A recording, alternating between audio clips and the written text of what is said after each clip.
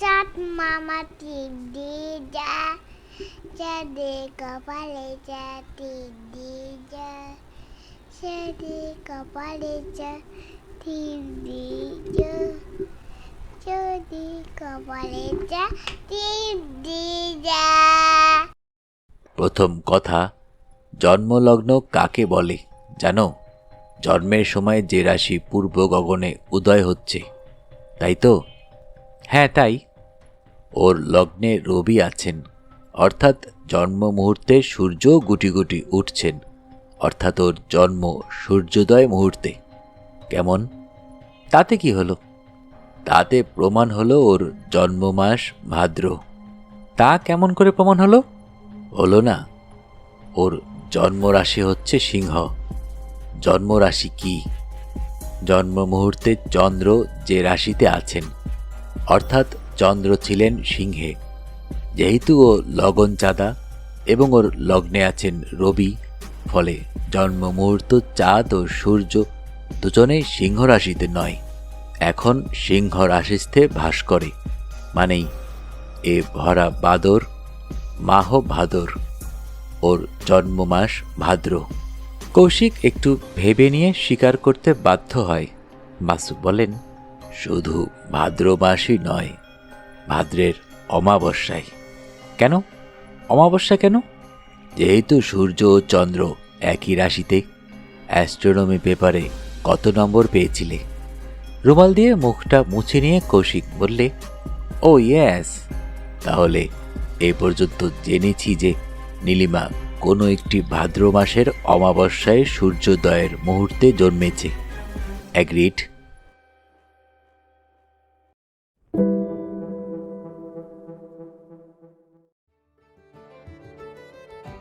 আসসালামু আলাইকুম। আপনারা শুনছেন অডিও বুক বাই মেহেদি। আজকে আপনাদের পড়ে শোনাব নারায়ণ সান্যালের লেখা কাটায় কাটায় সিরিজের গল্প পথের কাঁটা। গল্পটির রচনাকাল 1975, প্রথম প্রকাশ জানুয়ারি 1976। বইটির প্রচ্ছদ শিল্পী ছিলেন খালেদ চৌধুরী। বইটি লেখক উৎসর্গ করেছেন শ্রী মুকুল চক্রবর্তীকে। যারা এখনও অডিও বুক বাই মেহেদি চ্যানেলটি সাবস্ক্রাইব করেননি, অনুরোধ থাকবে চ্যানেলটি সাবস্ক্রাইব করে বেল আইকনটি অন করে দিবেন। তাহলে শুরু করছি নারায়ণ সান্যালের লেখা কাটায় কাটায় সিরিজের গল্প পথের কাঁটা। বরাবরের মতোই গল্প পাঠে আমি মোহাম্মদ মেহেদি হাসান। আজকে শুনবেন গল্পটির প্রথম পর্ব।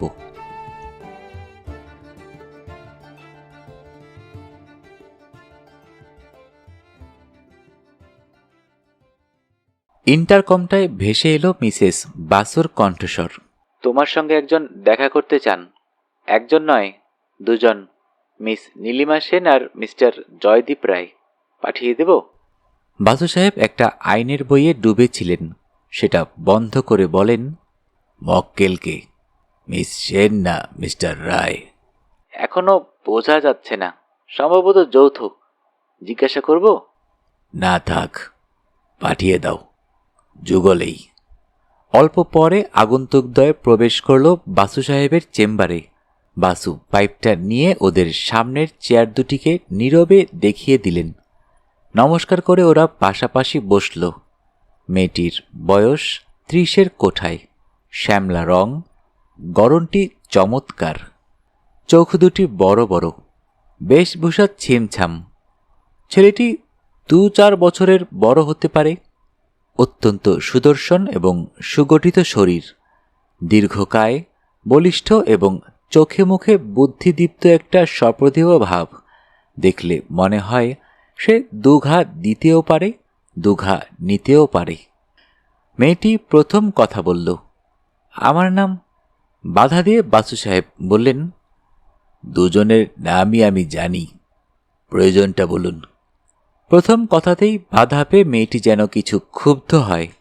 তার সঙ্গীর দিকে তাকিয়ে বলে, তুমি বলো। ছেলেটি নড়ে চড়ে বসে, বলে, নীলিমার দাদু মিস্টার জগদানন্দ সেন একজন ধনী ব্যবসায়ী। বয়স 80-র কাছাকাছি, এখনও বেশ শক্ত সামর্থ্য আছেন। নীলিমাই তার একমাত্র কি বলবো, এই ওয়ারিশ আর কি। কিন্তু ইতিমধ্যে এমন কতগুলি ব্যাপার ঘটেছে, মানে নীলিমা মনে করছে তার দাদু। বাধা দিয়ে বাসু সাহেব প্রশ্ন করেন, আপনি জগদানন্দবাবুর কে হন? আমি? না না, আমি কেউই হই না, আমি নীলিমার পানি প্রার্থী। আইসি, তার মানে সমস্যাটা বর্তমানে একমাত্র নীলিমা দেবীরই, কেমন? আইনত তা বলতে পারেন আপনি। সেক্ষেত্রে কিছু মনে করবেন না, সমস্যাটা আমি শুধু ওর মুখ থেকেই শুনতে চাই। আই ডোন্ট মাইন্ড, বলো নীলিমা। মেয়েটি নড়ে চড়ে বসে। সে কিছু বলবার আগেই বাসু সাহেব বলেন, আই রিপিট, কিছু মনে করবেন না, সমস্যাটা আমি ওর মুখ থেকে জনান্তিকেই শুনতে চাই। ছেলেটি অপ্রতিভ হল না একটুও, হেসে বললে, I also repeat, I don't mind, আমি বরং বাইরে গিয়ে বসি। না, বাইরে নয়, ওখানে রোদ্দুর। আপনি আমার ল লাইব্রেরিতে গিয়ে বসুন, টেবিলে অনেক ম্যাগাজিন আছে, সময় কেটে যাবে। বাসু সাহেব ইলেকট্রিক বেলটা টিপলেন, টেবিলের তলায় হাত চালিয়ে এসে দাঁড়ালো বিশু, ওর ছোকরা চাকর। তাকে নির্দেশ দিলেন ওই ভদ্রলোককে ল লাইব্রেরিতে নিয়ে গিয়ে বসাতে এবং ফ্যানটা খুলে দিতে। জয়দীপের প্রস্থানের পর বাসু সাহেব মেয়েটার দিকে তাকালেন। তার মুখটা থমথম করছে। বাসু সাহেব প্রশ্ন করলেন, তোমার বয়স কত? চোখ তুলে মেয়েটি তাকায়, একটু রূঢ় স্বরে বললে, জয়দীপকে এভাবে তাড়ানোর কোনো প্রয়োজন ছিল না। তার কাছে আমার গোপন করার কিছু থাকলে তাকে আমি এভাবে সঙ্গে করে এখানে আনতাম না। বাসু সাহেব পাইপটা ধরালেন, বিচিত্র হেসে বললেন, তাই বুঝি? আমি ভেবেছিলাম আমার প্রথম প্রশ্নের জবাবটা হয়তো তুমি ওর কাছ থেকে গোপন করতে চাও। আমার প্রশ্নটার জবাব তুমি এখনও দাওনি। তোমার বয়স কত? 34। কিছু হাতে রেখে বলছো না তো? মেয়েটি উঠে দাঁড়ায়, বলে, আমি শুনেছিলাম আপনি রূঢ়ভাষী, কিন্তু কোর্টে সওয়াল করতে করতে যে ওটা আপনার এমনই বদভ্যাস হয়ে গেছে যে তা আমি আশঙ্কা করিনি। আচ্ছা চলি, নমস্কার। বাসু পাইপটা দিয়ে ইঙ্গিত করে বললেন, বসো বসো, অত রাগ করা ভালো নয়। তোমার মুখ চোখ বলে দিচ্ছে তুমি একটা বিপদের মধ্যে পড়েছ। বিপদের সময় মাথা ঠান্ডা রাখতে হয়। বসো। All right, I withdraw. তোমার বয়স 32, মেনে নিলাম। এবার বলো। মেয়েটি বসে না, দাঁড়িয়ে দাঁড়িয়ে বলে, না 32 নয়, 34। 2 বছর আপনাকেও হাতে রাখতে হবে না। আর আমার বয়সটা সঠিক কত তা জয়দীপ জানে। ভেরি গুড, এবার বলো তোমার দাদুর কথা, তোমার সমস্যার কথা। বসো। কি খাবে বলো, চা না কফি? মেয়েটি বসে, বলে, ধন্যবাদ, আপ্যায়ন করতে হবে না। আমি আপনার কাছে সৌজন্য সাক্ষাতে আসিনি, এসেছি ক্লায়েন্ট হিসেবে। সেটুকু মর্যাদা পেলেই আমি খুশি। রাগ পড়েনি তাহলে? আচ্ছা, না হয় আমি ক্ষমাই চাইছি। ক্ষমা চাওয়ার কিছু নেই। ঠিক আছে, শুনুন। নীলিমা সেন যা বলল তার সংক্ষেপে এই, জগদানন্দ সেনের সমস্ত সম্পত্তি সোপার্জিত। নিম্ন মধ্যবিত্ত ঘরের ছেলে, পরীক্ষায় ফেল করে যখন বাড়ি ছেড়ে পালিয়ে যান তখন তার বয়স 18-19। সে বছর প্রথম বিশ্বযুদ্ধ বাধে। উনি পালিয়ে যান বর্মা মুলুকে। দীর্ঘ 10-12 বছর ছিলেন প্রবাসে। ব্যবসায় বেশ কিছু জমিয়ে ভারতবর্ষে ফিরে আসেন 1925-এ। বর্মা থেকে সেগুন কাঠ আসত আর উনি কলকাতার বাজারে তা বেচতেন। রেঙ্গুনে ছিল ওর ব্রাঞ্চ অফিস। সেটা দেখাশোনা করতেন একজন বিশ্বস্ত ম্যানেজার। তিনি বর্মি, ইউ সিয়াং। তিনি ওখান থেকে সেগুন কাঠ চেরাই করে জাহাজে করে পাঠাতেন। এভাবেই কেটে গেল আরও বছর 15। তারপর জাপান বিশ্বযুদ্ধে নেমে পড়ার ঠিক আগে বর্মা সেগুন আসা বন্ধ হলো। কিন্তু ধুরন্ধর ব্যবসায়ী জগদানন্দ সময়ই সতর্ক হয়েছিলেন। তিনি ওই সময়ে কাঠের ব্যবসা ছেড়ে ধরলেন লোহার ব্যবসা, হার্ডওয়্যার মার্চেন্ট। যুদ্ধের কবছর শুধু পেরেক আর কাঁটাতার বেচেই তিনি বেশ কয়েক লক্ষ টাকা কামিয়ে ফেলেন। বর্মায় থাকতেই একজন স্বজাতের বাঙালি মেয়েকে জগদানন্দ বিবাহ করেছিলেন। একটি মাত্র সন্তান হয়েছিল, পুত্র সন্তান, নীলিমার বাবা। তারপরেই ওর স্ত্রী মারা যান। জাপান বিশ্বযুদ্ধে নেমে পড়ার বছরখানেক আগে জগদানন্দ তার একমাত্র পুত্রকে বর্মামুলুকে পাঠিয়ে দেন। সেখানকার সমস্ত স্থাবর অস্থাবর সম্পত্তি বেচে দেবার জন্য পুত্র সদানন্দকে পাওয়ার অফ অ্যাটর্নি দিয়ে দেন। সদানন্দ সমস্ত কিছু বিক্রয় করে ব্যাংক ড্রাফট নিয়ে ফিরে আসে ভারতবর্ষে। কিন্তু সে গিয়েছিল একা, ফিরল যুগলে। ইতিমধ্যে সে রেঙ্গুনে একটি বর্মী মেয়েকে ভালোবেসে বিয়ে করেছে। জগদানন্দ পুত্রকে বাড়িতে ঢুকতে দেননি। ত্যায্য পুত্রই করতে চেয়েছিলেন একমাত্র সন্তানকে। বছর 2 সদানন্দ এখানে ওখানে ঘুরে বেড়ায়। তারপর মহেন্দ্রবাবুর প্রচেষ্টায় পিতা পুত্রে একটা মিলন হয়। বাধা দিয়ে বাসু সাহেব বলেন, মহেন্দ্রবাবুটাকে? মহেন্দ্রনাথ বসু, দাদুর কলকাতা অফিসের ম্যানেজার। তিনি আমার বাবার বয়সী। তাকেও দাদু প্রায় ছেলের মতোই মানুষ করেছিলেন। ওই 2 বছরের মধ্যে আমার জন্ম হয়েছে এবং আমার জন্মের সময় আমার মা মারা যান। বাবার আর্থিক অবস্থা তখন খুব খারাপ। মহেন্দ্রবাবু একদিন আমাকে নিয়ে গিয়ে হাজির করলেন দাদুর কাছে। আমাকে দেখেই দাদুর রাগ জল হয়ে গেল। বুঝলাম। এখন তোমার সমস্যার কথাটা বলো। এতক্ষণ তো পূর্বকথন শোনাচ্ছিলে। পূর্বকথন আরও কিছুটা শোনাতে হবে, না হলে বর্তমান সমস্যার পারম্পর্যটা আপনি ধরতে পারবেন না। শুনুন, সদানন্দ মারা যান আরও বছর 5 পরে।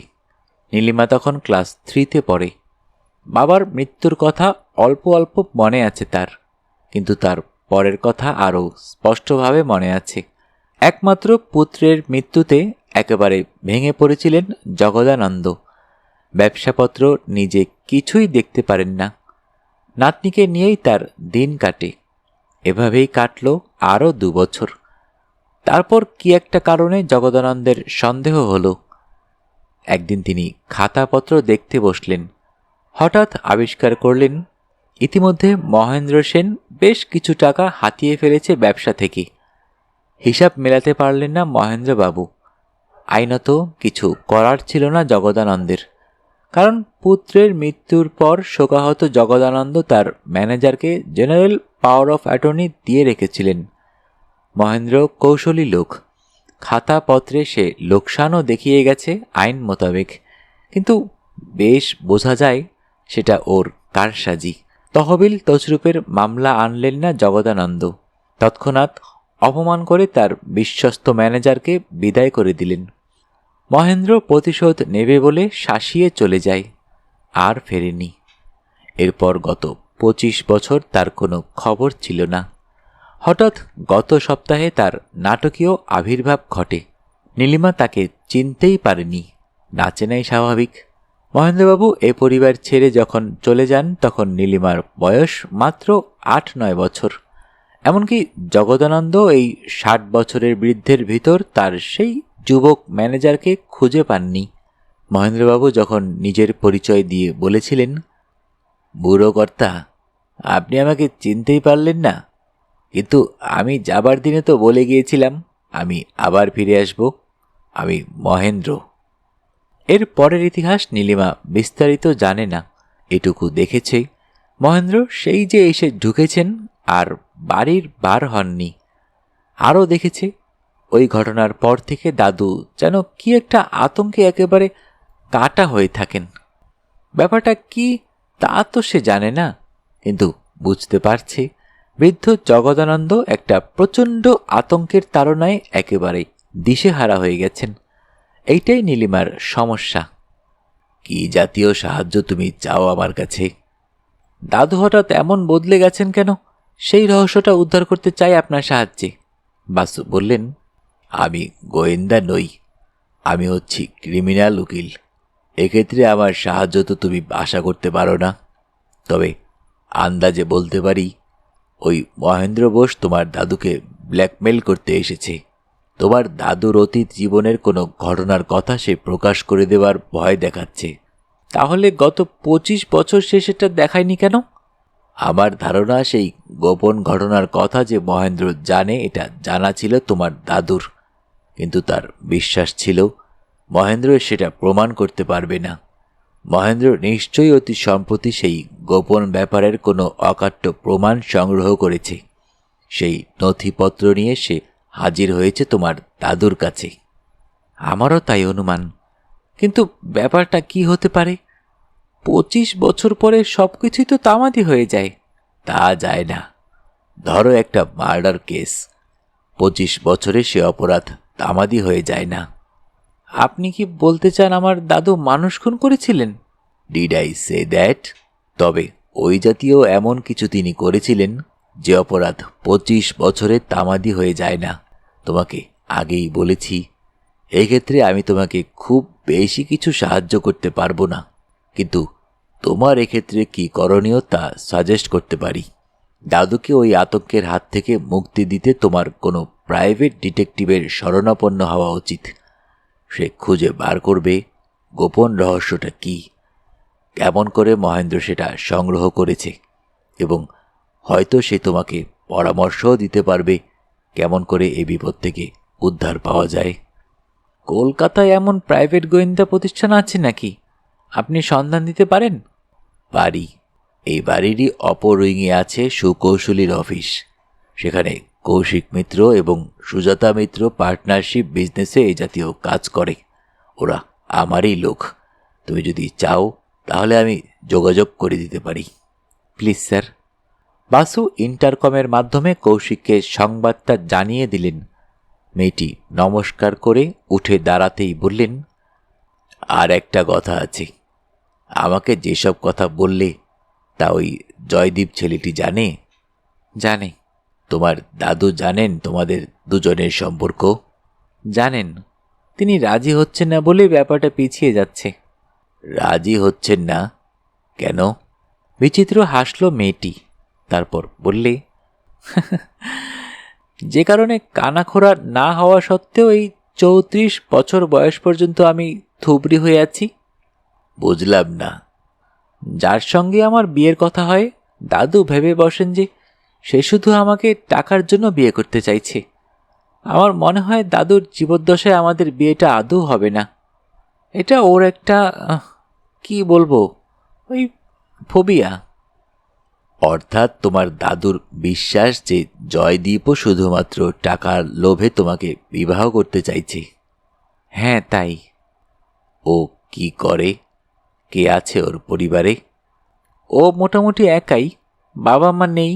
এক দাদা আছেন, এক বোনও আছে। দাদা পৃথক সংসার করেন, বোনও বিবাহিত। ও বিজনেস করে, মোটামুটি সচ্ছল। তবে তবে আদর্শের পাতিক আছে। ঘুষ ঘাসের মধ্যে যেতে চায় না, তাই ব্যবসায় উন্নতি করতে পারছে না। তোমার সঙ্গে কতদিনের আলাপ? তা বছর 3 হবে। একটা কথা, জয়দীপ কি ঘর জামাই হয়ে তোমাদের বাড়িতে থাকতে রাজি হতে পারে? নীলিমা আবার বসে পড়ে, বলে, হঠাৎ এ কথা কেন? আমার কেমন যেন মনে হচ্ছে তোমার দাদু তোমার বিয়ে দিতে রাজি হচ্ছেন না তোমাকে হারাবার ভয়ে। তাহলে এই বৃদ্ধ বয়সে বাড়িতে তিনি একেবারে একা হয়ে পড়বেন।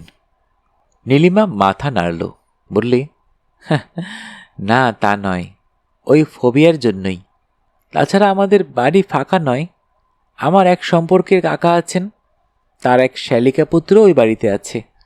বাড়ি আমাদের ফাঁকা নয়। I see. ইতিমধ্যে ছোকরা চাকরটা জয়দীপকে লাইব্রেরি থেকে ডেকে নিয়ে এসেছে। বাসু সাহেব বললেন, আপনাকে একা বসিয়ে রেখেছি বলে দুঃখিত। এটা আমার প্রফেশনাল এথিক্স। জয়দীপ নমস্কার করে বললে, আমার কোনো অসুবিধা হয়নি। লাইফ ম্যাগাজিনে একটা ভালো প্রবন্ধ পড়া গেল। দিন 3 পরে কৌশিক এসে বাসু সাহেবকে বলল, বরাতে নেই কো ঘি, ঠকঠকালে হবে কি? আপনি এমন একটি শাসালো মক্কেল পাঠালেন আমার কাছে, অথচ সেটা বুমেরাঙের মতো আবার আপনার হাতে ফিরে এলো। কি হলো আবার? কোন কেসটা? ওই যে লোহার দালাল জগদানন্দের ব্ল্যাকমেলের কেসটা, নীলিমা দেবী দিন তিনেক আগে আমাকে এঙ্গেজ করলেন, সবে জাকিয়ে তদন্ত শুরু করেছি, আজ এসে বললেন ওটা স্থগিত রাখতে। কেন, সমস্যার সমাধান হয়ে গেছে? তাই অনুমান করা যাচ্ছে। এবার ওরা এসেছেন আপনার সঙ্গে একটা অ্যাপয়েন্টমেন্ট করতে। জগদানন্দ একটা দলিল তৈরি করতে চান আপনার পরামর্শ মতো। আন্দাজ করছি ব্ল্যাকমেলারের সঙ্গে টাকার খেসারত দিয়ে ব্যাপারটা মিটিয়ে নিতে চান। এবারও কি ওরা যুগলে এসেছে? কোথায়?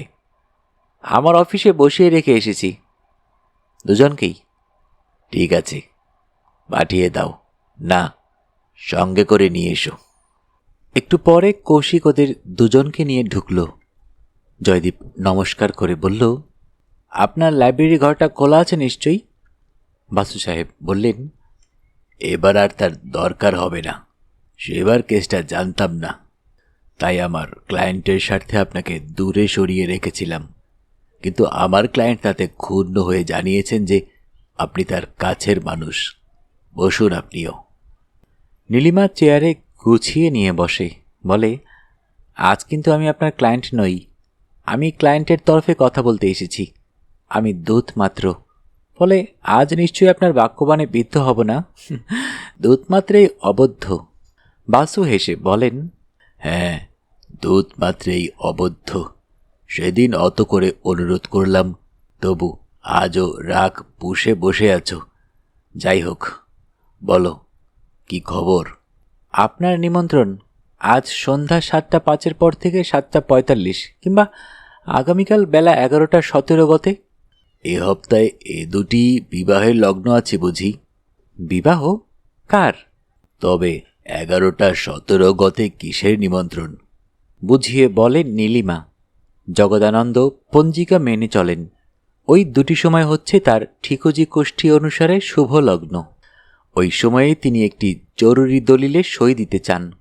তার পূর্বে P K. Basu bar at law যদি অনুগ্রহ করে দলিলটা দেখে নেন, তবে জগদানন্দ কৃতকৃতার্থ থাকবেন। শুধু দলিলের যথার্থ নয়, উকিল হিসেবে সাক্ষ্য দেওয়ার জন্যেও নয়। ওই সঙ্গে তিনি কিছু আইন ঘটিত পরামর্শ নিতে চান। জগদানন্দ ৭৯ বছরের বৃদ্ধ হলেও এখনও কিছু চলচ্ছক্তিহীন নয়। তিনি নিজে আসতে পারেন, তবে বাসু সাহেব তার বাড়িতে গেলেই উনি খুশি হবেন। সব শুনে বাসু সাহেব বলেন, দলিলটা কিসের তা আন্দাজ করতে পারছ? না, তবে বাড়িতে আরও একজন অতিথি বেড়েছেন, উকিল বিশম্ভর রায়। তিনি মহেন্দ্রবাবুরই অতিথি, ফলে আমাদেরও। এত উকিল থাকতে হঠাৎ আমাকে কেন? তোমরা সাজেস্ট করেছিলে? না, দাদুর সলিসিটার ছিলেন ব্যারিস্টার A.K. রের অ্যাটর্নি ফার্ম। রে সাহেব অবসর নিয়েছেন, উনি নাকি আপনার নাম দাদুকে বলেছেন। ঠিক আছে, আমি আজই সন্ধ্যার পর যাব। কৌশিকও থাকবে আমার সঙ্গে। তোমাদের ঠিকানা এবং টেলিফোন নাম্বারটা দিয়ে যাও। তা দিচ্ছি। আপনারা কিন্তু ঘুণাক্ষরেও তাকে জানাবেন না যে আমরা ইতিপূর্বে আপনাদের দ্বারস্থ হয়েছিলাম। আজই আপনাদের সঙ্গে আমাদের দুজনের পরিচয়। পূর্ব কথা আপনি কিছুই জানেন না। বুঝলাম। আচ্ছা, তোমার দাদু বোধহয় হাঁচি টিকটিকি পাজি পুঁথি মেনে চলেন? তা চলেন। এজন্য মাহিনা করা একজন গ্রহাচার্যও আছেন তার। আমাদের প্রতিটি পদক্ষেপ আমাদের জন্মপত্রিকায় বাঁধা। সন্ধ্যার পর বাসু সাহেব নিজেই ড্রাইভ করে কৌশিককে নিয়ে এলেন। বালিগঞ্জ সার্কুলার রোডে প্রকাণ্ড হাতাওয়ালা দ্বিতল বাড়ি, সাবেক ডিজাইন। দুখানি ঘর বর্তমানে দখল করেছেন মহেন্দ্র কাম বিশম্ভর পার্টি। দ্বিতলে দক্ষিণের বড় ঘরখানা কর্তামশায়ের, ঠিক তার বিপরীতে নীলিমার ঘর। গাড়িটা পড়ছে এসে দাঁড়াতেই নেমে এলো নীলিমা, বললে, আসুন, দাদু আপনাদের জন্য অপেক্ষা করছেন। গাড়ি থেকে নামতেই কৌশিকের নজর হলো দ্বিতলের একটি ঘরের বন্ধ জানলার খড়খড়ি হঠাৎ উঁচু হয়ে উঠল। না দেখলেও তার ওপাশে দুজোড়া কৌতূহলী চোখ যে তীব্র আগ্রহ নিয়ে ওদের লক্ষ্য করছে সেটা বুঝতে অসুবিধা হলো না কৌশিকের। মার্বেল পাথরে বাঁধানো চওড়া করিডোর, প্রশস্ত সিঁড়ি, জানলা দরজা, সিঁড়ির হাতল সবই পালিশ করা বর্মা সেগুনের। তা তো হবেই। বাড়িটি যে আমলের, তখন বুড়ো কর্তা ছিলেন বর্মাটিকের রাজা। জগদানন্দের দ্বিতলের ঘরটি প্রকাণ্ড, ইটালিয়ান মার্বেলের সাদা কালো চৌখুপি কাটা মেঝে। ঘরের আসবাবপত্র মধ্য ভিক্টোরিয়া যুগের, সবই পালিশ করা বর্মা সেগুন। ঘরের একদিকে ডবল বেড খাট, এপাশে শ্বেতপাথরের নিচু টেবিল ঘিরে সোফা সেটি, ওপাশে আয়না বসানো কাঠের আলমারি, বইয়ের র্যাক। এত আসবাবেও ঘরটা ফাঁকা ফাঁকা লাগছে, মাপে সেটা এতই বড়। পর্দা সরিয়ে ওরা প্রবেশ করতেই যুক্ত করে ওদের অভ্যর্থনা করলেন গৃহস্বামী। দেখলে মনে হয় না তার বয়স ৭৯, বরং ৬০-এর ঘরে বলে মনে হয়। মাথার চুল ধবধবে সাদা, গালে খাজও পড়েছে, কিন্তু একেবারে সোজা হয়ে দাঁড়াতে পারছেন। ঘরের ভিতর চলাফেরা করছেন বিনা লাঠিতে। ঊর্ধ্বাঙ্গে একটি সামারকুল গেঞ্জি, পরনে কোচানো ধুতি, বা হাতে একাধিক কবচ ও মাদুলি, দুহাতে সর্বসমেত গোটা ৫ আংটি। প্রবাল, পোখরাজ, নীলা, একটা বোধহয় হীরাও। অলঙ্করণের গুরু উদ্দেশ্য অবশ্য গ্রহশান্তির প্রয়োজনে। আপ্যায়ন করে গৃহস্বামী ওদের বসালেন। তার নির্দেশে নীলিমা একটি শৌখিন কাজ করা কাঠের বাক্স এনে রাখল শ্বেতপাথরের টেবিলে। ডালাটা খুলে দেওয়ায় দেখা গেল তার ভিতর আছে চুরুট, সিগারেট, দেশলাই এবং ভাজা মশলা বিভিন্ন খোপে। বাসু সাহেব বললেন, ধন্যবাদ, আমি পাইপ খাই। গৃহস্বামী বললেন, আপনার নাম আমার জানা ছিল, কাগজে কয়েকটি বিচিত্র ফৌজদারি মামলায় আপনার নাম দেখেছি, পরিচয় ছিল না। আমার আইন ঘটিত পরামর্শ এককালে দিতেন ব্যারিস্টার A.K. রে। গত ২০ বছরের ভিতর তার আইন ঘটিত কোনো পরামর্শ নেবার প্রয়োজনই হয়নি। রে সাহেব আমার চেয়ে বছর ২-১-এর বড়ই হবেন, কিন্তু বুড়িয়েছেন আমার চেয়ে অনেক বেশি। তিনিই আপনার নাম করলেন, কিন্তু একে তো ও আমার সহকারী, নাম কৌশিক মিত্র। আমার কনফিডেন্সিয়াল কাজকর্ম ওই দেখাশোনা করে। আমার সামনে যা বলতে পারেন তা ওর সামনেও বলতে পারবেন। না না, গোপন ব্যাপার তেমন কিছু নয়, একটা সাদামাটা দলিল। আচ্ছা নীলু দিদি, তুমি একটু জলখাবারের আয়োজন করো, আমি ততক্ষণে একে বৈষয়িক ব্যাপারটা বোঝাই। বাসু সাহেব আপত্তি জানান, না না, জলখাবারের প্রয়োজন নেই। গৃহস্বামী যুক্ত করে বলেন, প্রয়োজনটা আপনার নয়, আমার। অতিথি যদি মুখে কুটুটি না কাটেন, গ্রহ কুপিত হন, গৃহস্থের অকল্যাণ হয়। বাসু সাহেব শ্রাগ করলেন। নীলিমা চলে গেল। জগদানন্দ একটি চেয়ারে ঘনিয়ে এসে বসলেন। বললেন, ব্যাপারটা সামান্য। অনেক অনেক দিন আগে আমি আমার একজন ম্যানেজারকে কর্মচ্যুত করেছিলাম। তা ধরুন ২৫ বছর আগে। চাকরি থেকে বরখাস্ত করার কারণটা হচ্ছে এই যে, আমি মনে করেছিলাম তিনি তহবিল তছরূপ করেছেন। তাকে আমার জেনারেল পাওয়ার অফ অ্যাটর্নি দেওয়া ছিল। আমার অজ্ঞাতে তিনি কিছু সম্পত্তি বেচে দেন এবং টাকাটা আমার অ্যাকাউন্টে ঠিকমতো জমা দেন না। সেটা যখন আমি টের পেলাম, তখন তাকে ডেকে তার কৈফিয়ত তলব করলাম। উনি সন্তোষজনক কৈফিয়ত পেশ করতে পারেননি, ফলে তাকে বরখাস্ত করি। আজ ২৫ বছর পরে তিনি ফিরে এসে প্রমাণ দাখিল করছেন যে তিনি আদৌ কোনো তহবিল তছরূপ করেননি। তার কৈফিয়ত এখন আমি মিলিয়ে দেখেছি, বুঝেছি আমারই অন্যায় হয়েছিল। এই জন্য ক্ষতিপূরণ হিসেবে তিনি ৫০,০০০ টাকা দাবি করেছেন। আমি সেটা তাকে দিতে রাজি হয়েছি। এই ক্ষতিপূরণটা একটা লেখাপড়ার মাধ্যমে আমি করতে চাই, যাতে ওই দাবি নিয়ে ম্যানেজার ভদ্রলোক আবার না পরে এসে একদিন হাজির হন। আমাকে তার একটা ড্রাফট করে দিতে হবে, নিজে উপস্থিত থেকে এবং মধ্যস্থ হয়ে ব্যাপারটা চুকিয়ে দিতে হবে। বুঝলাম, এবার একটু বিস্তারিত করে বলুন। জগদানন্দ যেটুকু বিস্তার করলেন তাতে প্রকাশ পেল দাবিদারের নাম। বোঝা গেল তিনি এ বাড়িতেই বর্তমানে আছেন, একা নন, সউকিল। এর বেশি কিছু ভাঙলেন না তিনি। বাসু বলেন, ৫০,০০০ টাকা ক্ষতিপূরণ খুব বেশি হয়ে যাচ্ছে না? না, যাচ্ছে না। উনি যখন বরখাস্ত হন তখন ওর মাসিক বেতন ছিল 400 টাকা, বয়স ছিল 34। উনি যদি ওই বেতনেই 50 বছর আমার কাছে চাকরি করতেন তবে তার পাওনা হতো 1.25 লাখ টাকা। অ্যানুইটির হিসাব করলে আজ 25 বছরে তার হয়তো 1,02,000 টাকা দাঁড়াবে। বাসু বলেন, তা হতে পারে, কিন্তু তিনি তো কাজ করেননি আপনার ম্যানেজার হিসেবে। আপনার ওই ফর্মুলা অনুসারে হিসাব করলে দেখতে হবে 400 টাকার মাইনের চাকরি হারিয়ে বাস্তবে উনি কত রোজগার করেছিলেন। ধরুন যদি তিনি তখনই একটা 300 টাকা মাইনের চাকরি ধরেন তাহলে তার মাসিক লোকসান হয়েছে 100। আপনার হিসাব মতে তার ক্ষতির নেট পরিমাণ প্রায় 30,000 টাকায় নেমে আসে। জগদানন্দ একটি চুরুট ধরিয়ে বললেন, টাকাটা যখন আমি দিতে রাজি তখন আর আপনার আপত্তি কিসের? আপত্তি এই জন্য যে আমার মনে হচ্ছে আপনি সব কথা বলছেন না, বেশ কিছু গোপন রাখছেন। এক মুখ ধোয়া ছেড়ে জগদানন্দ বলেন, ধরা যাক আপনার কথাই সত্য, তাতেই বা আপনার আপত্তি কি? আপনি তো ক্ষতিপূরণের একটা দলিলের মুসাবিদা করে দেবেন শুধু। বাসু সাহেব বললেন, সেক্ষেত্রে আপনি রাম শ্যাম যদুকেই বা ডেকে পাঠালেন না কেন? এমন মামুলি দলিল তো যে কোনো উকিলই তৈরি করে দিতে পারে আপনাকে। তার জন্য ব্যারিস্টার A.K. রের শাগরেদকে এগিয়ে আসতে হবে কেন?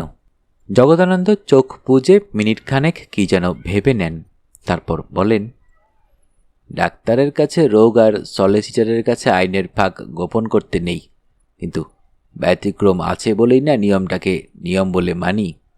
এখানে আমাকে কিছু গোপন করে যেতে হচ্ছে, আমি স্বীকার করছি, কিন্তু কি গোপন করছি তা আমি স্বীকার করতে পারি না। না, আপনার কাছেও নয়। বাসু পাইপটা নিয়ে নাড়াচাড়া করতে করতে বলেন, অর্থাৎ প্রকারান্তরে আপনি স্বীকার করলেন ওই মহেন্দ্র এসেছে আপনাকে ব্ল্যাকমেইল করতে এবং আপনি তার হাত থেকে রেহাই পেতে চান। ধরুন তাই। এক্ষেত্রে আপনি সত্যই চাইবেন ক্ষতিপূরণের দলিলটা এমনভাবে প্রস্তুত হোক যাতে ওই লোকটা টাকা পাওয়ার পরও যেন আপনাকে এসে শোষণ করতে না পারে। কেমন তো? স্বাভাবিক কোনো সিদ্ধান্ত। সেই ক্ষেত্রে আপনার গোপন তথ্যটা কি তা না জানলে আমি কেমন করে আপনাকে রক্ষা করব? মাপ করবেন, সেটা আমি বলবো না, বলতে পারি না। ধরুন আপনি যৌবনে একটা খুন করেছিলেন। আজ 25 বছর পরে মহেন্দ্র এসেছে সেই খুনের একটা অকাট্য প্রমাণ নিয়ে। আপনি ক্ষতিপূরণ দিয়ে তো মার্ডার চার্জ থেকে অব্যাহতি পেতে পারেন না। জগদানন্দ হেসে বলেন, আপনার উদাহরণটা ভুল। যৌবনে আমি কোনো খুন করিনি, তার অকাট্য প্রমাণ নিয়ে আসেওনি মহেন্দ্র। কিন্তু এটা তো নিশ্চিত, ক্ষতিপূরণটা দেবার সময় আমি ওই অকাট্য প্রমাণটাও নিয়ে নেব। মানে যদি আপনার উদাহরণটাই সত্য হয়। কারেক্ট, কিন্তু তার একটা ফটোস্ট্যাট কপি ওর কাছে থেকে যেতে পারে। ভ্রু কুঞ্চিত হয় জগদানন্দের। অনেকক্ষণ নীরবে ধূমপান করেন তিনি। তারপর মনস্থির করে বলেন, না, সেই রিস্ক আমিই নেব, আপনাকে বলা যাবে না। এক্ষেত্রে আমি আপনার কেসটা নিতে পারি না। জগদানন্দ বিচিত্র হাসি হেসে বললেন, তাহলে এই আলোচনার এখানেই শেষ। আমি অন্য কোনো উকিলের সন্ধানী করব। আপনার ভিজিটটা এনে দেই। আর আমার যুক্তকর নিবেদন, জলখাবারটা আপনাদের খেয়ে যেতে হবে। জগদানন্দ উঠে গেলেন। আলমারি খুলে একটি চেক বই বার করে আনলেন। বাসু বলেন, দাঁড়ান, আপনাকে কয়েকটা প্রশ্ন করি আগে। জবাব না দিতে চান দেবেন না, কিন্তু জবাবে যেটুকু বলবেন তা সত্য করেই বলবেন। কৌতুক উপচে পড়ল জগদানন্দের দু চোখে। বলল, সওয়াল জবাবের মাধ্যমে রহস্য উদ্ঘাটন?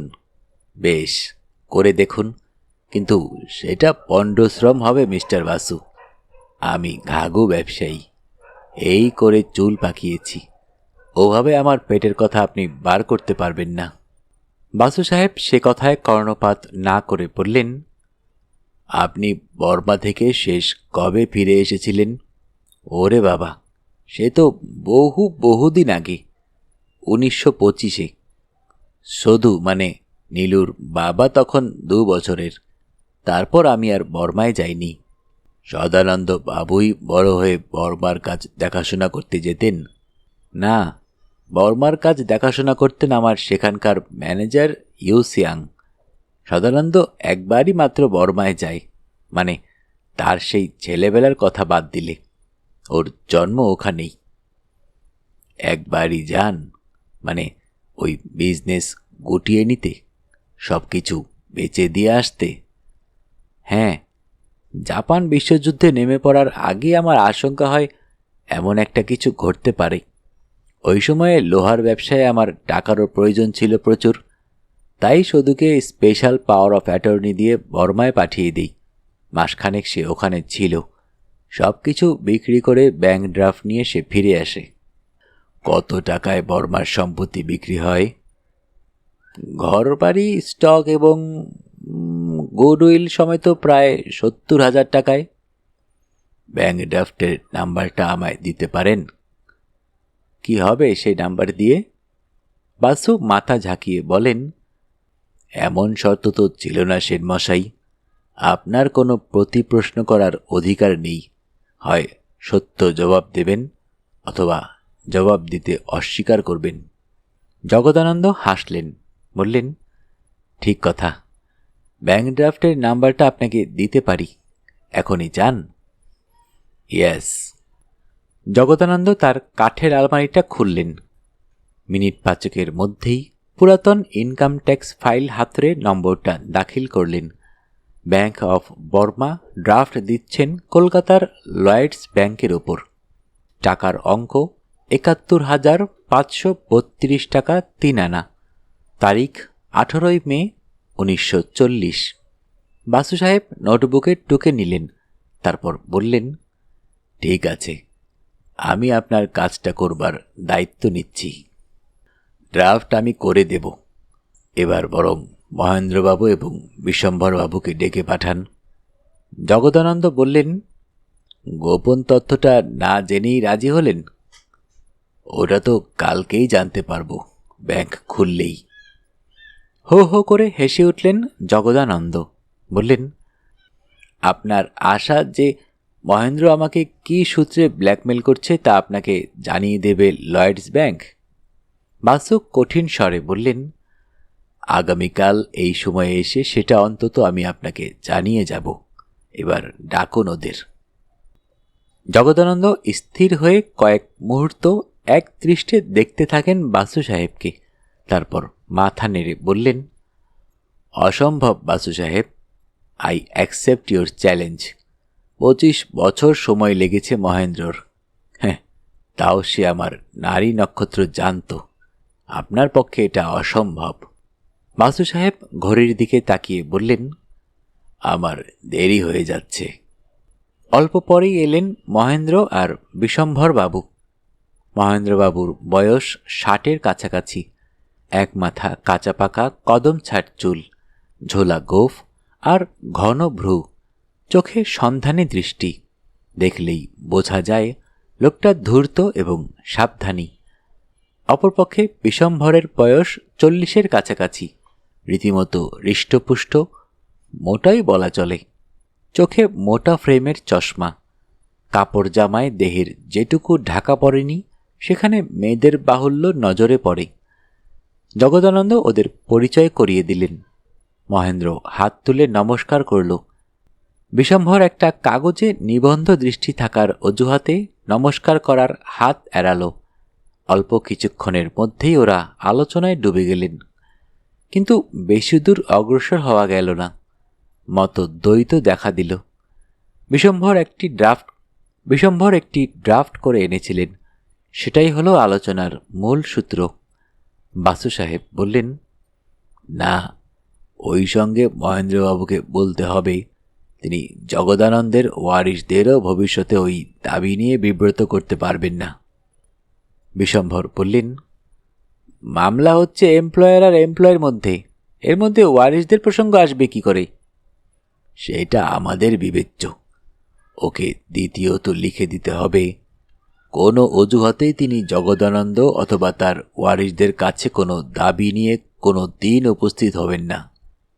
বিশম্ভর চটে উঠে বললে, এই যে অন্যায় দাবি করছেন মশাই, অতীতে আমার মক্কেলের প্রতি যে অন্যায় করা হয়েছে এখন তারই ফয়সালা করছি আমরা। ভবিষ্যতে জগদানন্দবাবু যদি আমার মক্কেলের প্রতি নতুন কোনো অন্যায় করেন তবে তাকে মুখ বুজে সয়ে যেতে হবে।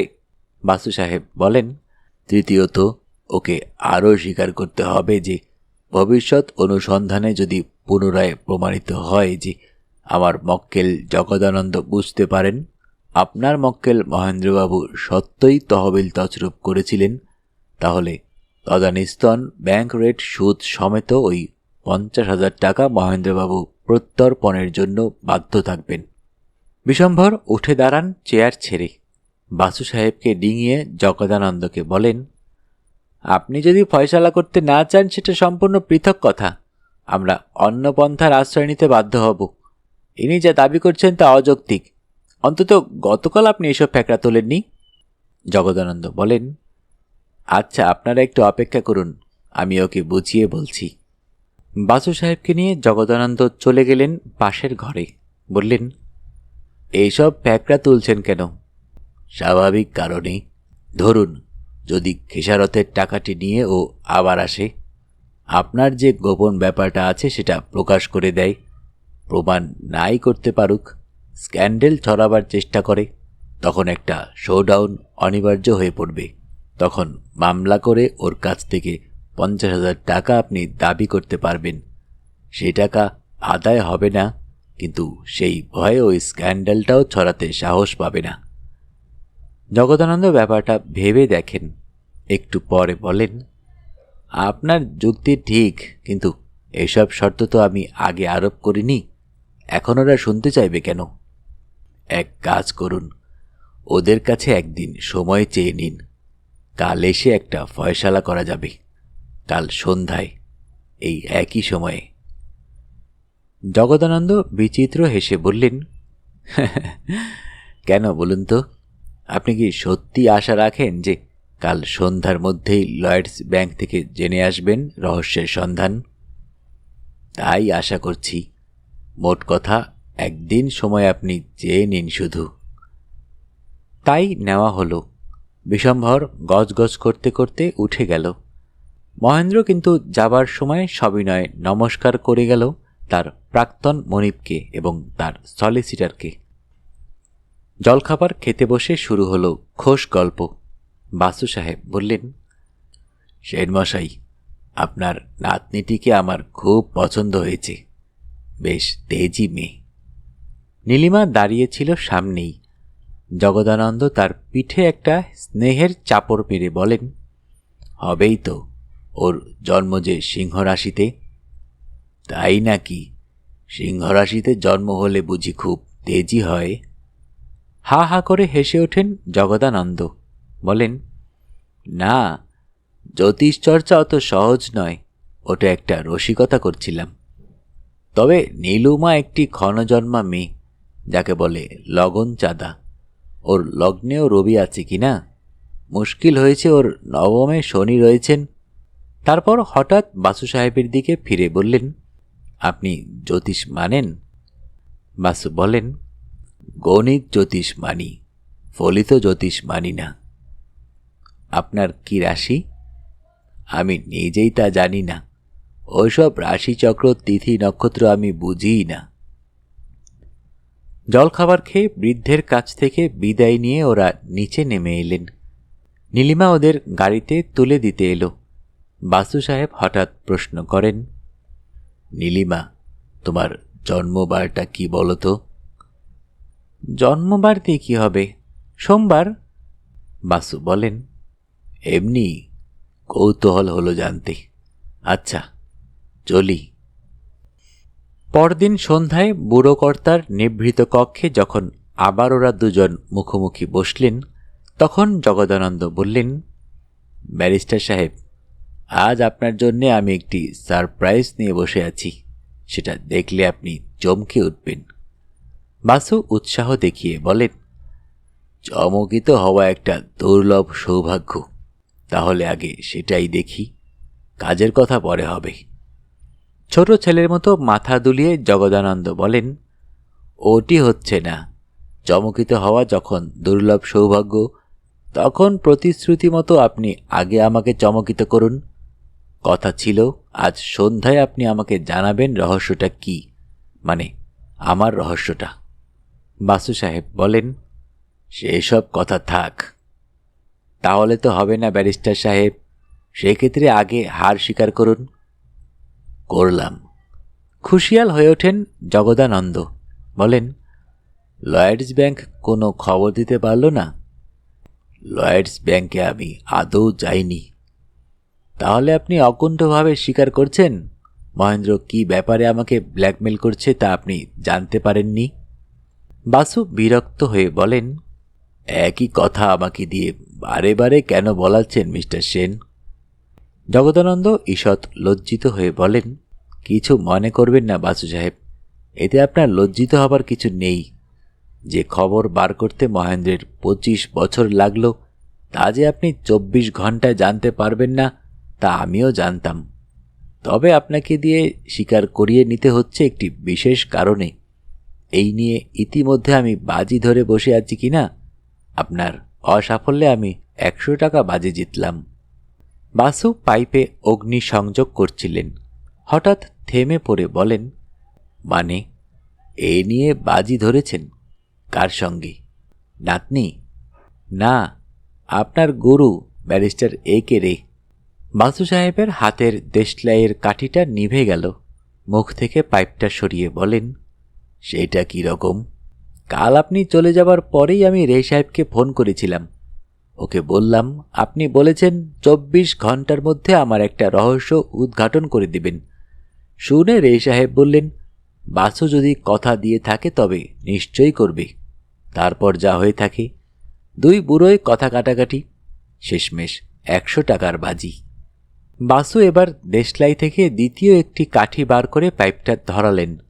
গম্ভীর হয়ে বললেন, সেই ক্ষেত্রে সেনমশাই, আমার উক্তি আমি প্রত্যাহার করে নিচ্ছি। গরুর আর্থিক লোকসান আমি হতে দিতে পারি না। আপনার রহস্য আমি উদ্ঘাটন করেছি।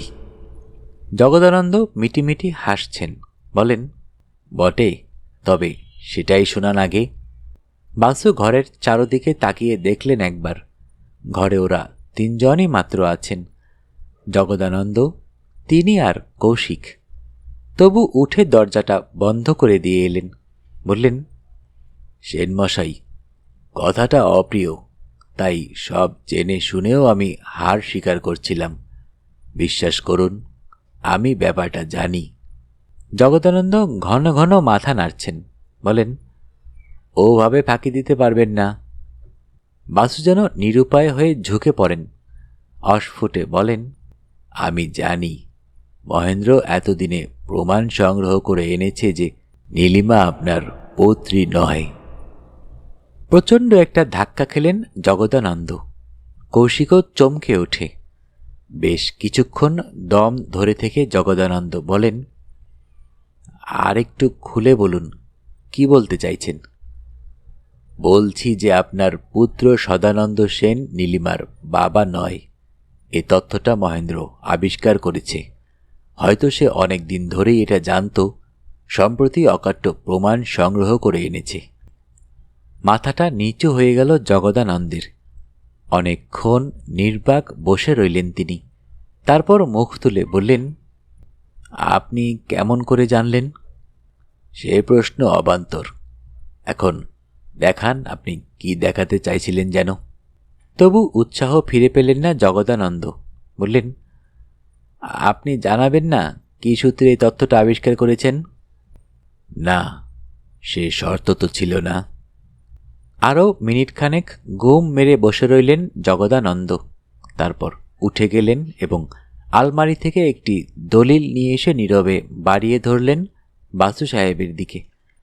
কাগজটা খুলে বাসু সাহেব দেখেন সেটি একটি উইল। অত্যন্ত পাকা মুন্সিয়ানার সঙ্গে জগদানন্দ স্বহস্তে একটি উইল লিখেছেন। তাতে তার যাবতীয় অস্থাবর সম্পত্তির খতিয়ান আছে।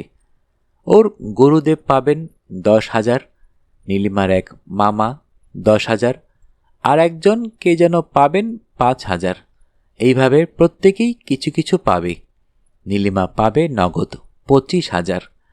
জগদানন্দের বই বাত্রেয় ভাই যোগানন্দ পাবেন 50,000 এবং ওর বালিগঞ্জ সার্কুলার রোডের বসত বাড়িটা নিবুড়ো সত্ত্বে উনি দিয়ে যাচ্ছেন মহেন্দ্রকে। দীর্ঘ উইলটি পাঠ শেষ করে মুখ তুললেন বাসু সাহেব। বললেন, পড়লেন তো তা দেখতেই পেলাম। এবার আপনার অভিমত? বাসু সাহেব হেসে বললেন, আমার বিশ্বাস এত সহজে মহেন্দ্র আর বিশম্ভরকে বোকা বানাতে পারবেন না। এই উইল পাল্টে যাতে আপনি আবার উইল করতে না পারেন সে ব্যবস্থা তারা করবে। প্রথমত এটি রেজিস্ট্রি করাবে, দ্বিতীয়ত আপনি যাতে তারপর আর উইল করতে না পারেন তার জন্য যাবতীয় ব্যবস্থা করবে। কি ব্যবস্থা? 24 ঘন্টা আপনাকে নজরবন্দি করে রাখবে। জগদানন্দ বলেন, আমি জানি, তাই এই ব্যবস্থাটিও করে রেখেছি। দ্বিতীয় উইল আমি আদৌ করব না। উনি আর একটি কাগজ বের করে দেন। বসতবাড়িটি দান বিক্রয় করার অধিকার দিয়ে বাসু সাহেবকে একটি স্পেশাল পাওয়ার অফ অ্যাটর্নি। বললেন, আপনি আমার মোক্তার নামা নিয়ে আমার বসতবাড়িটি আমার তরফে নীলিমাকে দান করে দিন কালই। তারপর পরশু আমি আমার উইলটা অপরিবর্তনীয় শেষ উইল হিসেবে রেজিস্ট্রি করাবো এবং একটি কপি মহেন্দ্রকে দেব। আমার বিশ্বাসও মেনে নেবে। 3টি কারণে। প্রথমত, ও জানে এ বাড়ির দাম 2-2.5 লাখ টাকা। দ্বিতীয়ত, আমি আর কদিন। তৃতীয়ত, আমার এই ডবল ক্রসিংটা ও সন্দেহ করবে না। ভাববে আমার জীবদ্দশায় যাতে সে পুনরায় ঝামেলা করতে না আসে, তাই এই ব্যবস্থা আমি করেছি। আমার মৃত্যুর পরে ও যখন উইল মোতাবেক এ বাড়ি দখল নিতে আসবে তখন সে জানতে পারবে যে উইল করার আগেই বাড়ির মালিকানা হস্তান্তরিত হয়েছে। বাসু সাহেব বলেন, পরিকল্পনাটা ভালো। সাপও মরল, লাঠিও ভাঙল না। কিন্তু তাহলে নাতনিকে মাত্র 25,000 টাকা দিচ্ছেন কেন? ওটা বিশ্বাসযোগ্যভাবে একটু বাড়িয়ে দেওয়া ভালো নয়? জগদানন্দ হেসে বলেন, সেটা সম্পূর্ণ অন্য জিনিস। আমি দেখতে চাই এই উইল পড়ার পরেও ওই ছোকরা, কি যেন নাম, হ্যাঁ জয়দীপ, এ বাড়িতে আর মাথা গলায় কিনা। জয়দীপকে আমি উইলে সাক্ষী করব। এই বুদ্ধিটা ভালো করেছেন। 1 ঢিলে 2 পাখি। বাড়িতে ফিরে এসে কৌশিক চেপে ধরল বাসু সাহেবকে। এবার বলুন, কেমন করে জানলেন জগদানন্দের এই গোপন রহস্য? ইজি চেয়ারে বসে পাইপ ধরাচ্ছিলেন বাসু সাহেব। বলেন, বুঝলে না? Pure and simple mathematics. অঙ্ক রে বাবা, অঙ্ক। অঙ্ক মানে? কিসের অঙ্ক? রুখে ওঠে কৌশিক। অ্যাস্ট্রোনমির, গণিত জ্যোতিষ। শিবপুর বিই কলেজে অ্যাস্ট্রোনমি পড়ানো হয়? হয় না, কিন্তু বিএসসিতে আমার অঙ্কে অনার্স ছিল, ওটা বুঝি। ওভাবে আমাকে ব্লাব দিতে পারবেন না। অ্যাস্ট্রোনমির অঙ্কে কে কার বাপ তা কখনো বোঝা যায় না। যায় রে বাবু, যায়। শোনো, বুঝিয়ে দিচ্ছি। কথা প্রসঙ্গে জগদানন্দ নীলিমার জন্ম সম্বন্ধে কি কি বলছিলেন বলো দেখিন। আমার ঠিক ঠিক মনে নেই, আপনি বলুন। উনি বলেছিলেন, 1 নম্বর, ওর জন্মরাশি সিংহ। 2 নম্বর, ও লগন চাঁদা মেয়ে। 3 নম্বর, ওর জন্মলগ্নে রবি। 4 নম্বর, ওর নবমে শনি। কেমন? তা হবে, তাতে কি হলো?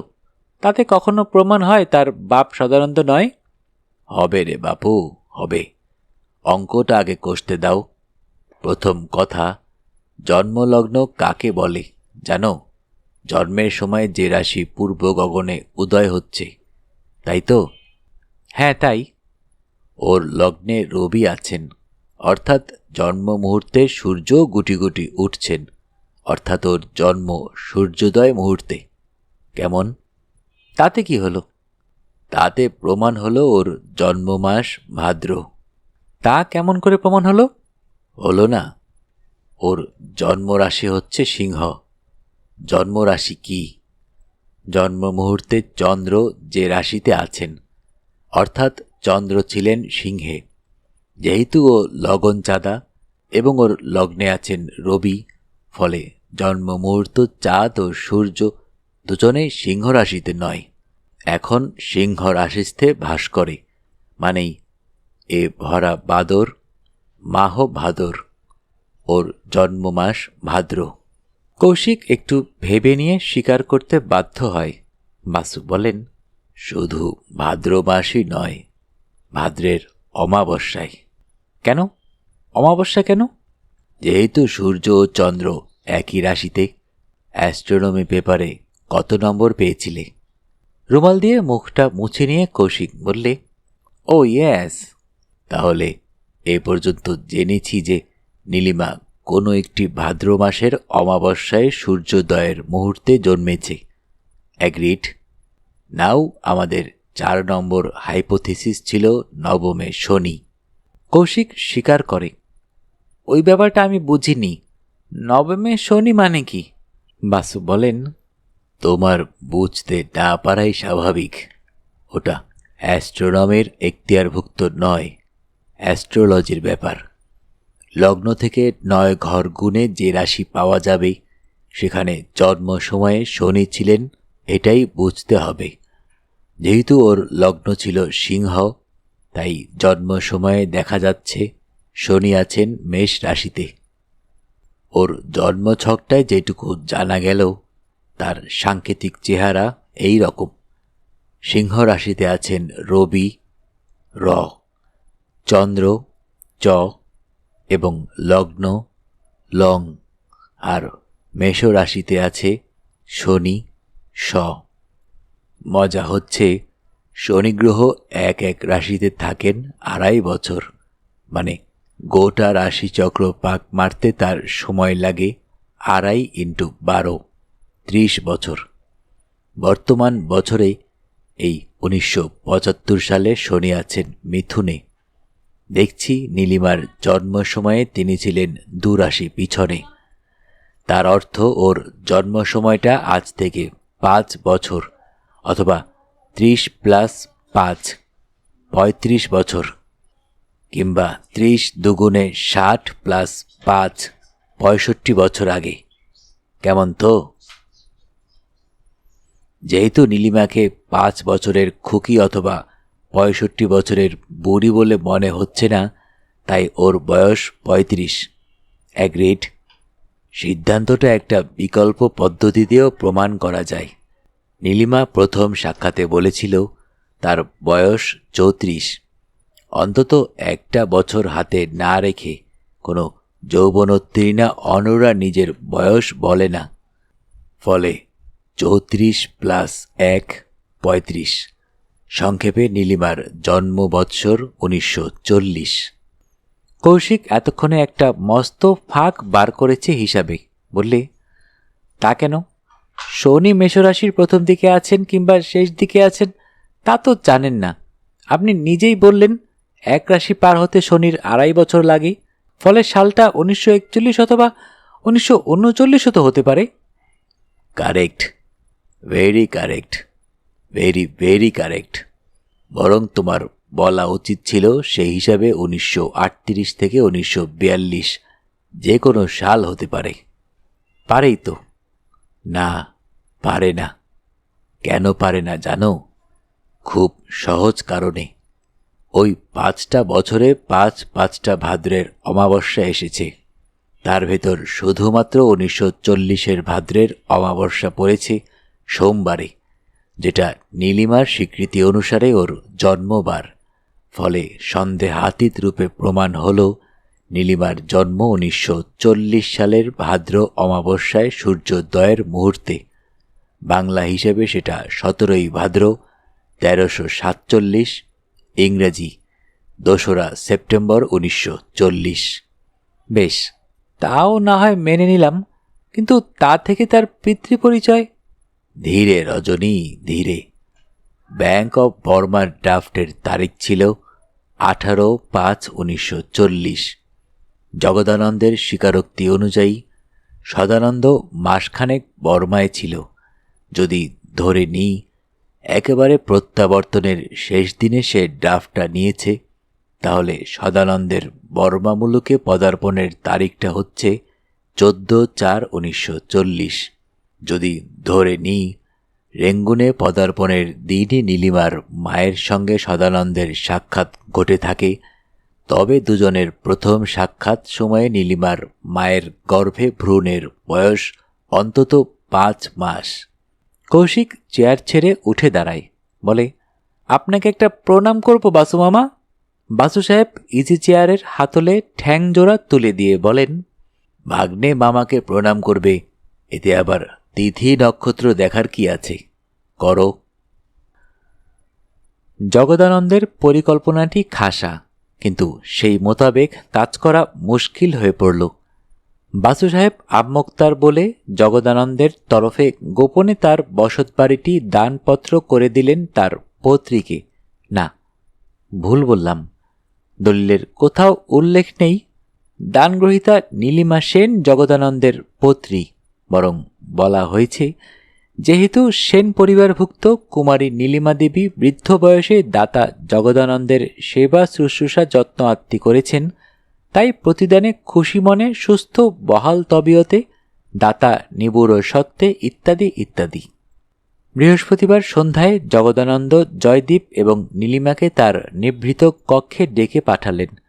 দানপত্রর কথা গোপন রেখে উইলখানি ওদের দুজনকে পড়তে দিলেন। দুজনে আদ্যন্ত তার অপরিবর্তনযোগ্য শেষ উইলখানি পাঠ করলে জগদানন্দ প্রশ্ন করেন, তোমাদের মতামত নেবার জন্য এই উইল পড়তে দেইনি। বস্তুত তোমাদের মতামতে এটা পরিবর্তনও করব না আমি, তবু আমি জানতে চাই এ বিষয়ে তোমাদের কিছু কি বলার আছে। নীলিমা রুদ্ধ নিঃশ্বাসে বসেছিল এতক্ষণ। এ প্রশ্নে মাথা ঝাঁকিয়ে শুধু বললে, না। জয়দীপ কিন্তু স্থির থাকতে পারল না, বললে, আমার একটা কথা বলার ছিল, আপনি এভাবে নীলিমাকে সম্পত্তি থেকে বঞ্চিত করছেন কেন? বঞ্চিত করছি? কে বলল? তাকে তো নগদ 25,000 টাকা দিয়ে যাচ্ছি। এবং আপনার ভাইপোকে দিয়ে যাচ্ছেন 50,000 টাকা, আর নিঃসম্পর্কীয় ওই মহেন্দ্রবাবুকে দিয়ে যাচ্ছেন ওই বাস্তবিটা।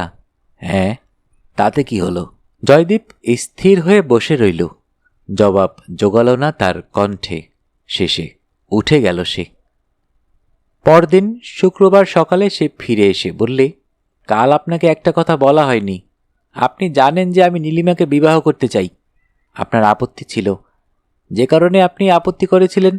আশা করি সেই কারণটা এখন আর নেই। যদি মনে করেন এখনও সেই কারণটি আছে, তবে 25,000 টাকা থেকেও তাকে বঞ্চিত করে যান। আমি ওকে এ বাড়ি থেকে নিয়ে যেতে চাই। জগদানন্দ রাগ করেননি, খুশি হয়েছিলেন।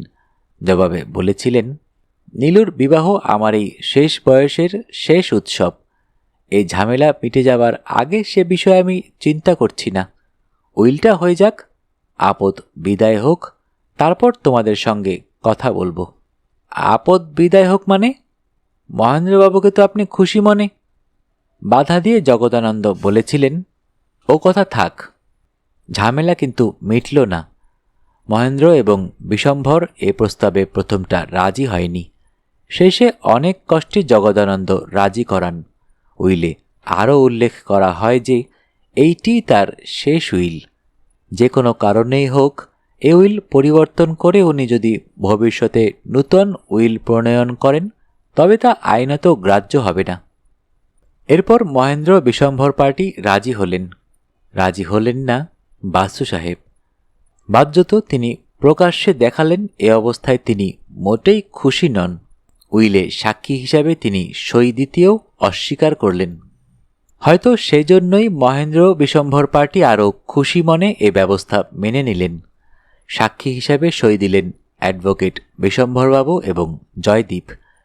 শনি রবি সোম 3 দিনই ছুটি।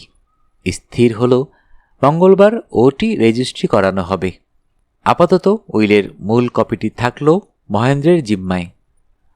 ওই শনিবারেই ঘটল একটি অদ্ভুত ঘটনা।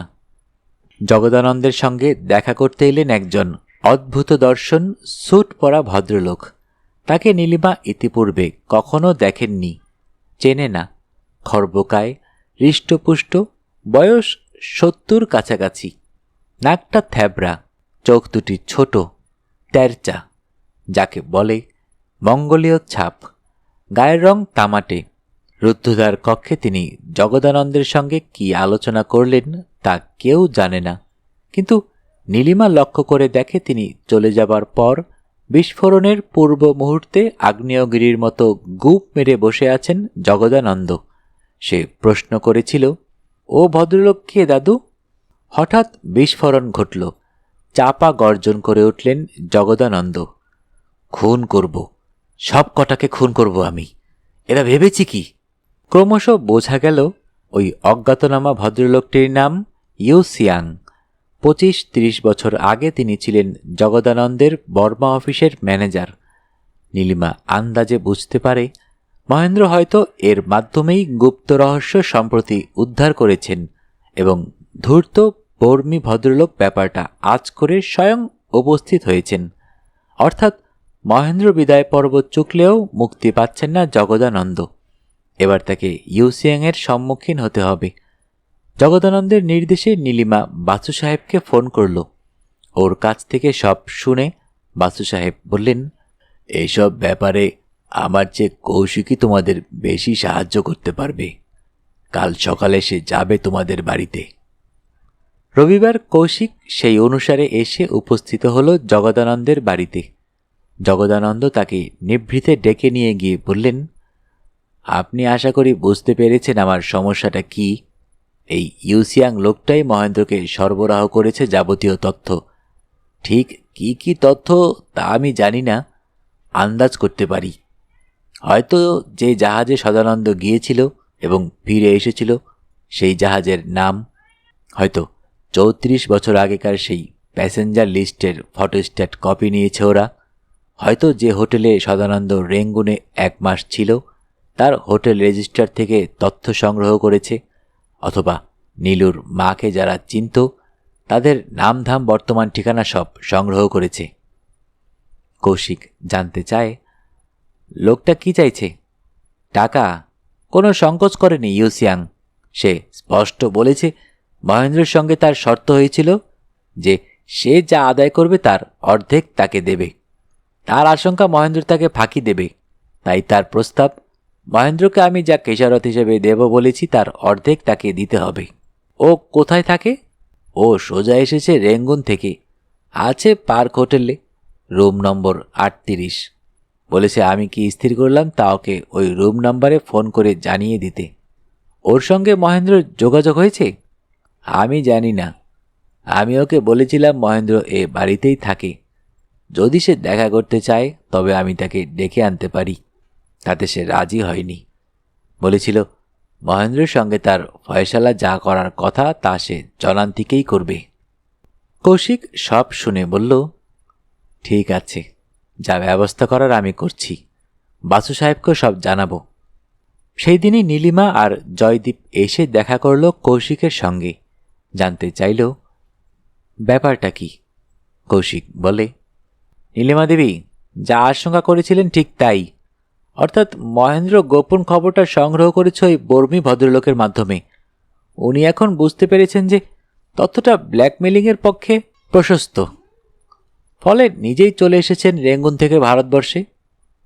কিন্তু গোপন তথ্যটা কি জানতে চায় জয়দীপ। কৌশিক সজ্ঞান মিথ্যা ভাষণ করে, সেটা এখনো জানা যায়নি। এখন কি করতে চান? প্রথম ব্যবস্থা হচ্ছে সর্বক্ষণ ওই ইউসিয়াং ভদ্রলোকের নজরে নজরে রাখা। আমাদের জানতে হবে ওর সঙ্গে মহেন্দ্রবাবুর বর্তমান সম্পর্কটা কি। মহেন্দ্রবাবুকেও নজরে নজরে রাখতে হবে। আপনি একা মানুষ, দুটো মানুষকে দু জায়গায় নজরে রাখবেন কেমন করে? আমাকে লোক লাগাতে হবে। এ জাতীয় কাজ করার লোক আমার জানা আছে। দৈনিক চুক্তিতে তাদের এঙ্গেজ করতে হবে। জয়দীপ বলে, তার চেয়ে এক কাজ করা যাক, আমি নিজেই ওই পার্ক হোটেলে গিয়ে একটা ঘর নেই। ইউসিয়াং আমাকে চেনে না, তাকে নজরবন্দি করি। সে কলকাতা শহরও চেনে না, ফলে তার সঙ্গে ভাব করে শহরটা দেখাই, হয়তো কিছু তথ্য সংগ্রহ করতে পারব। কৌশিক রাজি হল। এই ব্যবস্থাটা ভালো। জয়দীপ বেশ চালাক চতুর, ওকে দিয়ে কাজ হবে। রবিবার বিকালেই জয়দীপ পার্ক হোটেলে একটা ঘর নিল। ওই ৩৮ নম্বর ঘরের পরের ঘরটা, ৪০ নম্বর কামরা। বাসু সাহেব বাড়ি ফিরে সব কথাও শুনলেন। বললেন, আমার কেমন যেন ভালো লাগছে না কৌশিক, চলো একবার বুড়োর সঙ্গে দেখা করে আসি। কৌশিক বললে, সেটাই ভালো। বৃদ্ধ সকালবেলা আমাকে পেয়ে খুশি হননি, আপনার কথা বারে বারে জিজ্ঞাসা করছিলেন। সত্যই বাসু সাহেবের সাক্ষাৎ পেয়ে খুশি হয়ে উঠলেন জগদানন্দ। বললেন, এমনই একটা কিছু আশঙ্কা করেছিলাম আমি, আজ থেকে শনির দশা শুরু হলো যে আমার। বাসু বললেন, সেন মশাই, আমিও সব শনির দশা বৃহস্পতির দশা বুঝি না। যা বুঝি তা হচ্ছে এই যে আপনি বর্তমানে একটি প্রচণ্ড বিপদের সম্মুখীন হয়েছেন, তাই আমি ছুটে এসেছি। মহেন্দ্র আর বিশম্বর কি ইউসিয়াংয়ের আগমন সংবাদটা জানে? বোধ হয় না। যে সময় ইউসিয়াং আসে তখন ওরা দুজনেই বাড়ি ছিল না। বুঝলাম, ওরা এখন বাড়ি আছে। আছে, তবে ওদের ডেকে পাঠান। নীলিমা আর জয়দীপকেও ডাকুন। সবাই সমবেত হলে মাসুদ বললেন, আপনারা সকলেই জানেন গত পরশু জগদানন্দবাবু একটি উইল করেছেন। তাতে কি আছে আমি জানি না, কারণ আমার ইচ্ছার বিরুদ্ধে তিনি ওই উইল করেন। কিন্তু আপনারা তা জানেন, উইলটি রেজিস্ট্রি করা হয়নি, কিন্তু তাতে জগদানন্দের স্বাক্ষর আছে। সেটি আইন মোতাবেক সিদ্ধ। আমার মতে যতদিন না উইলটি রেজিস্ট্রি করা হচ্ছে ততদিন সেটা উইলের কোনো বেনিফিশিয়ারির কাছে থাকা উচিত নয়। কেন বলুন তো? জানতে চান বিশম্ভর উকিল। সেটাই প্রথা, তাছাড়াও কারণ আছে।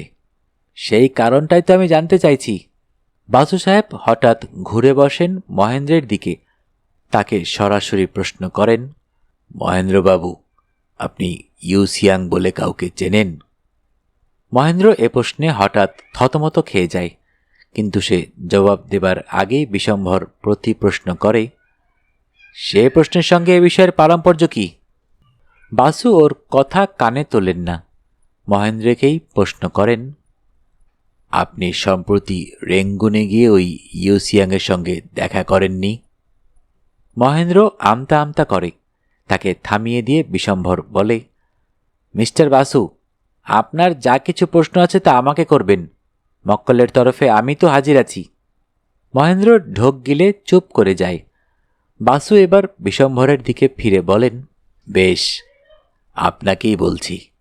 আপনার মক্কেল যেমন 25 বছর পরে এসে খেসারত দাবি করছে, ঠিক সেইভাবে ওই ইউসিয়াংও এসে দাবি করছে টাকা। তার ওই একই বক্তব্য। সেটা যে কি তা নিশ্চয়ই বুঝতে পেরেছেন? না, পারছি না। সেটা কি? তার প্রতিও নাকি জগদানন্দবাবু অন্যায় করেছেন। সেও ওই একই রকম প্রমাণ দাখিল করে খেসারত দাবি করেছে। হতে পারে, তার সঙ্গে আমার মক্কেলের সম্পর্কটা কি? সে তো অন্য একটা কেস। না, কেস একটাই। তা যাক, আপনি যেমন আপনার মক্কেলের স্বার্থ দেখছেন, আমিও তেমনি আমার মক্কেলের স্বার্থ দেখছি। তাই বলতে চাই, উইলটা আপনার মক্কেলের হেফাজতে থাকার সময় এবং আমার মক্কেল ইউসিয়াংয়ের সঙ্গে ওই ব্যাপারটার ফয়সালা করার আগে যদি আমার মক্কেলের কিছু ভালো মন্দ হয়ে যায়, তবে তার জন্য আপনার মক্কেল পুরোপুরি দায়ী থাকবেন। বুঝেছেন? বিশম্ভর চোখ থেকে চশমাটা খুলে তার কাঁচটা মুছতে মুছতে বলেন, আজ্ঞে না, বুঝিনি। ভালো মন্দ বলতে কি মিন করছেন? I mean an attempt to murder. খুন। এবার বুঝলেন? এসো কৌশিক। উঠে পড়লেন বাসু সাহেব। ঘরের কেউই তখনও স্বাভাবিকতা ফিরে পায়নি। সোমবার সকাল 8টার সময় কৌশিককে ফোন করল জয়দীপ। ছেলেটা খুবই তুখোর। গোয়েন্দাগিরির কাজটা সে ভালোই করছে। তার খবর, গতকাল রাত 9টার সময় মহেন্দ্র পার্ক হোটেলে এসেছিল। 38 নম্বর ঘরে রুদ্ধদ্বার কক্ষে ষড়যন্ত্রকারীরা কি আলোচনা করেছে তা সে জানে না, কিন্তু রাত 10টা 10-এ মহেন্দ্র হোটেল ছেড়ে চলে যায়। ইউসিয়াং তখন নিচের ডাইনিং রুমে গিয়ে নৈশ আহার সারে। আহার আনতে ইউসিয়াং নিজের ঘরে ফিরে আসে, মালপত্র বেঁধে ছেঁধে চেক আউট করে বেরিয়ে যায়। কৌশিক টেলিফোনে বলেছিল, সে কি, ওকে এত বড় কলকাতা শহরে বেপাত্তা হতে দিলেন? জয়দীপ বলল, আমি অত কাঁচা ছেলে নই। ও যদি ট্যাক্সি নিত তবে ওকে ফলো করতাম, কিন্তু লোকটা ট্যাক্সি ডাকেনি, হোটেলের গাড়িটাই ব্যবহার করেছিল। তাই সামান্য কিছু খরচ করে সহজে জানতে পেরে গেলাম ওকে কোথায় পৌঁছে দিয়ে এলো গাড়িটা। কোথায় গেল? আমার থেকে বর্তমানে ফুট 8 দূরে ইউসিয়াং রয়েছে। সে কি, কোথা থেকে ফোন করছেন আপনি? দমদম থেকে, ভিআইপি হোটেলের 21 নম্বর ঘর থেকে। ইউসিয়াং আছে 22 নম্বরে। আমিও আজ সকালে পার্ক হোটেল থেকে চেক আউট করে চলে এসেছি। এবার ঘটনাচক্রে ওর ঠিক পাশের ঘরটায় পেয়েছি। কৌশিক বলে, আমার মনে হয় মহেন্দ্র ওকে শাসিয়েছে কাল রাত্রে। বিদেশ বিভুঁইয়ে ইউসিয়াং বোধহয় একটু ঘাবড়ে গেছে। কলকাতা শহরের খুব একটা সুনামও তো নেই বাইরের দুনিয়ায়, তাই রাতারাতি হোটেল বদলে একেবারে দমদমে গিয়ে উঠেছে, যাতে তেমন তেমন ব্যবস্থা হলে স্যুট করে প্লেনে চেপে বসতে পারে। জয়দীপ বলল, আমার কিন্তু মনে হয় লোকটা সহজে পালাবে না। তাহলে এত খরচ করে বর্মা থেকে আদৌ সে আসতো না। দেখা যাক। বেলা 12টা নাগাদ ফোন করল নীলিমা। বালিগঞ্জ সার্কুলার রোডের বাড়িতেও শান্তি নেই। কাল বিকালে বাসু সাহেব ওই যে নাটকীয় ভঙ্গিতে অ্যাটেম্পট টু মার্ডার কথাটা শুনিয়ে এলেন, তারপর থেকেই জগদানন্দ কেমন যেন অস্থির হয়ে পড়েছেন। কাল রাত্রে ওর একেবারেই ঘুম হয়নি। আজ সকালে আলমারি খুলে ওর একটা পুরনো দিনের হাতিয়ার বার করেছেন। বর্মায় থাকতে শখ করে কিনেছিলেন। গজদন্তের মোটওয়ালা একটা শৌখিন ছোরা। দেখতে শৌখিন, কাজে দর।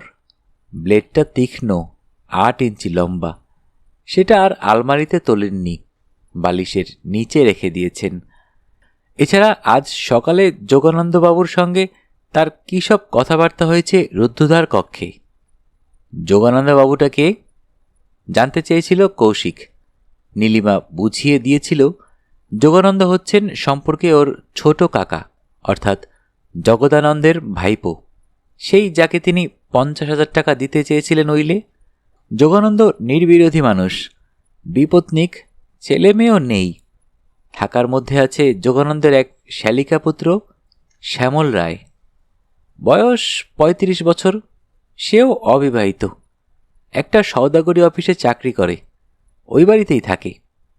উপসংহারে নীলিমা বলল, দাদু আপনাকে একবার সন্ধ্যাবেলা দেখা করতে বলেছেন। কেন? কেন তা বলেননি। তিনি মনে করেন আমি নাবালিকা। এসব আলোচনায় আমার না থাকাই ভালো। কথাটা তো ঠিকই, কুমারী মেয়ে মাত্রই বাঙালি পরিবারের নাবালিকা। তাই বুঝি? বয়সে কিন্তু আমি বোধহয় আপনার চেয়ে বড়। হতেই পারে না, কোনো অবিবাহিত মেয়ে আমার চেয়ে বয়সে বড়, এটা আমি কখনোই মেনে নিতে পারি না। বিকাল 5টা নাগাদ কৌশিক গিয়ে হাজিরা দিয়েছিল। বালিগঞ্জ সার্কুলার রোডের বাড়িটায় ঢুকবার মুখে দেখা হয়ে গেল জয়দীপের সঙ্গে। কৌশিক বললে, এ কি, আপনি এখানে? দমদমের চিড়িয়া? ভয় নেই, চিড়িয়া আপনার ভাগেনি, শহর দেখতে বেরিয়েছেন। জয়দীপ কাজের ছেলে, সে খবর রাখে ইউসিয়াং আজ সকালে একটি ট্যুরিস্ট বাসে সারাদিনের জন্য কলকাতা শহর দেখতে বেরিয়েছেন। বিকাল 5:30টায় ট্যুরিস্ট বাসটা ফিরে আসবে এসপ্লানেড ইস্টে। জয়দীপ এখন সেখানেই যাচ্ছে। বাস থেকে নামা মাত্র সে হারানো সুতোর খেই ফিরে পাবে এবং তারপর আবার আঠার মতো সেটে থাকবে তার পিছনে। কৌশিক বললে, নতুন কোনো খবর নেই? কিছু না, লোকটা একাই ছিল ঘরে, কোনো ভিজিটর আসেনি, কোনো টেলিফোনও নয়। আমি ওর মুভমেন্ট সমস্ত লিখে যাচ্ছি আমার ডায়েরিতে। জয়দীপ ঘড়ি দেখল, বললে, সময় হয়ে গেছে, আমি চলি। কৌশিক বলে, চিড়িয়া দমদমে ফিরে গেলে ওখান থেকে আমাকে একটা ফোন করে জানাবেন। জানাবো। জয়দীপ চলে গেল।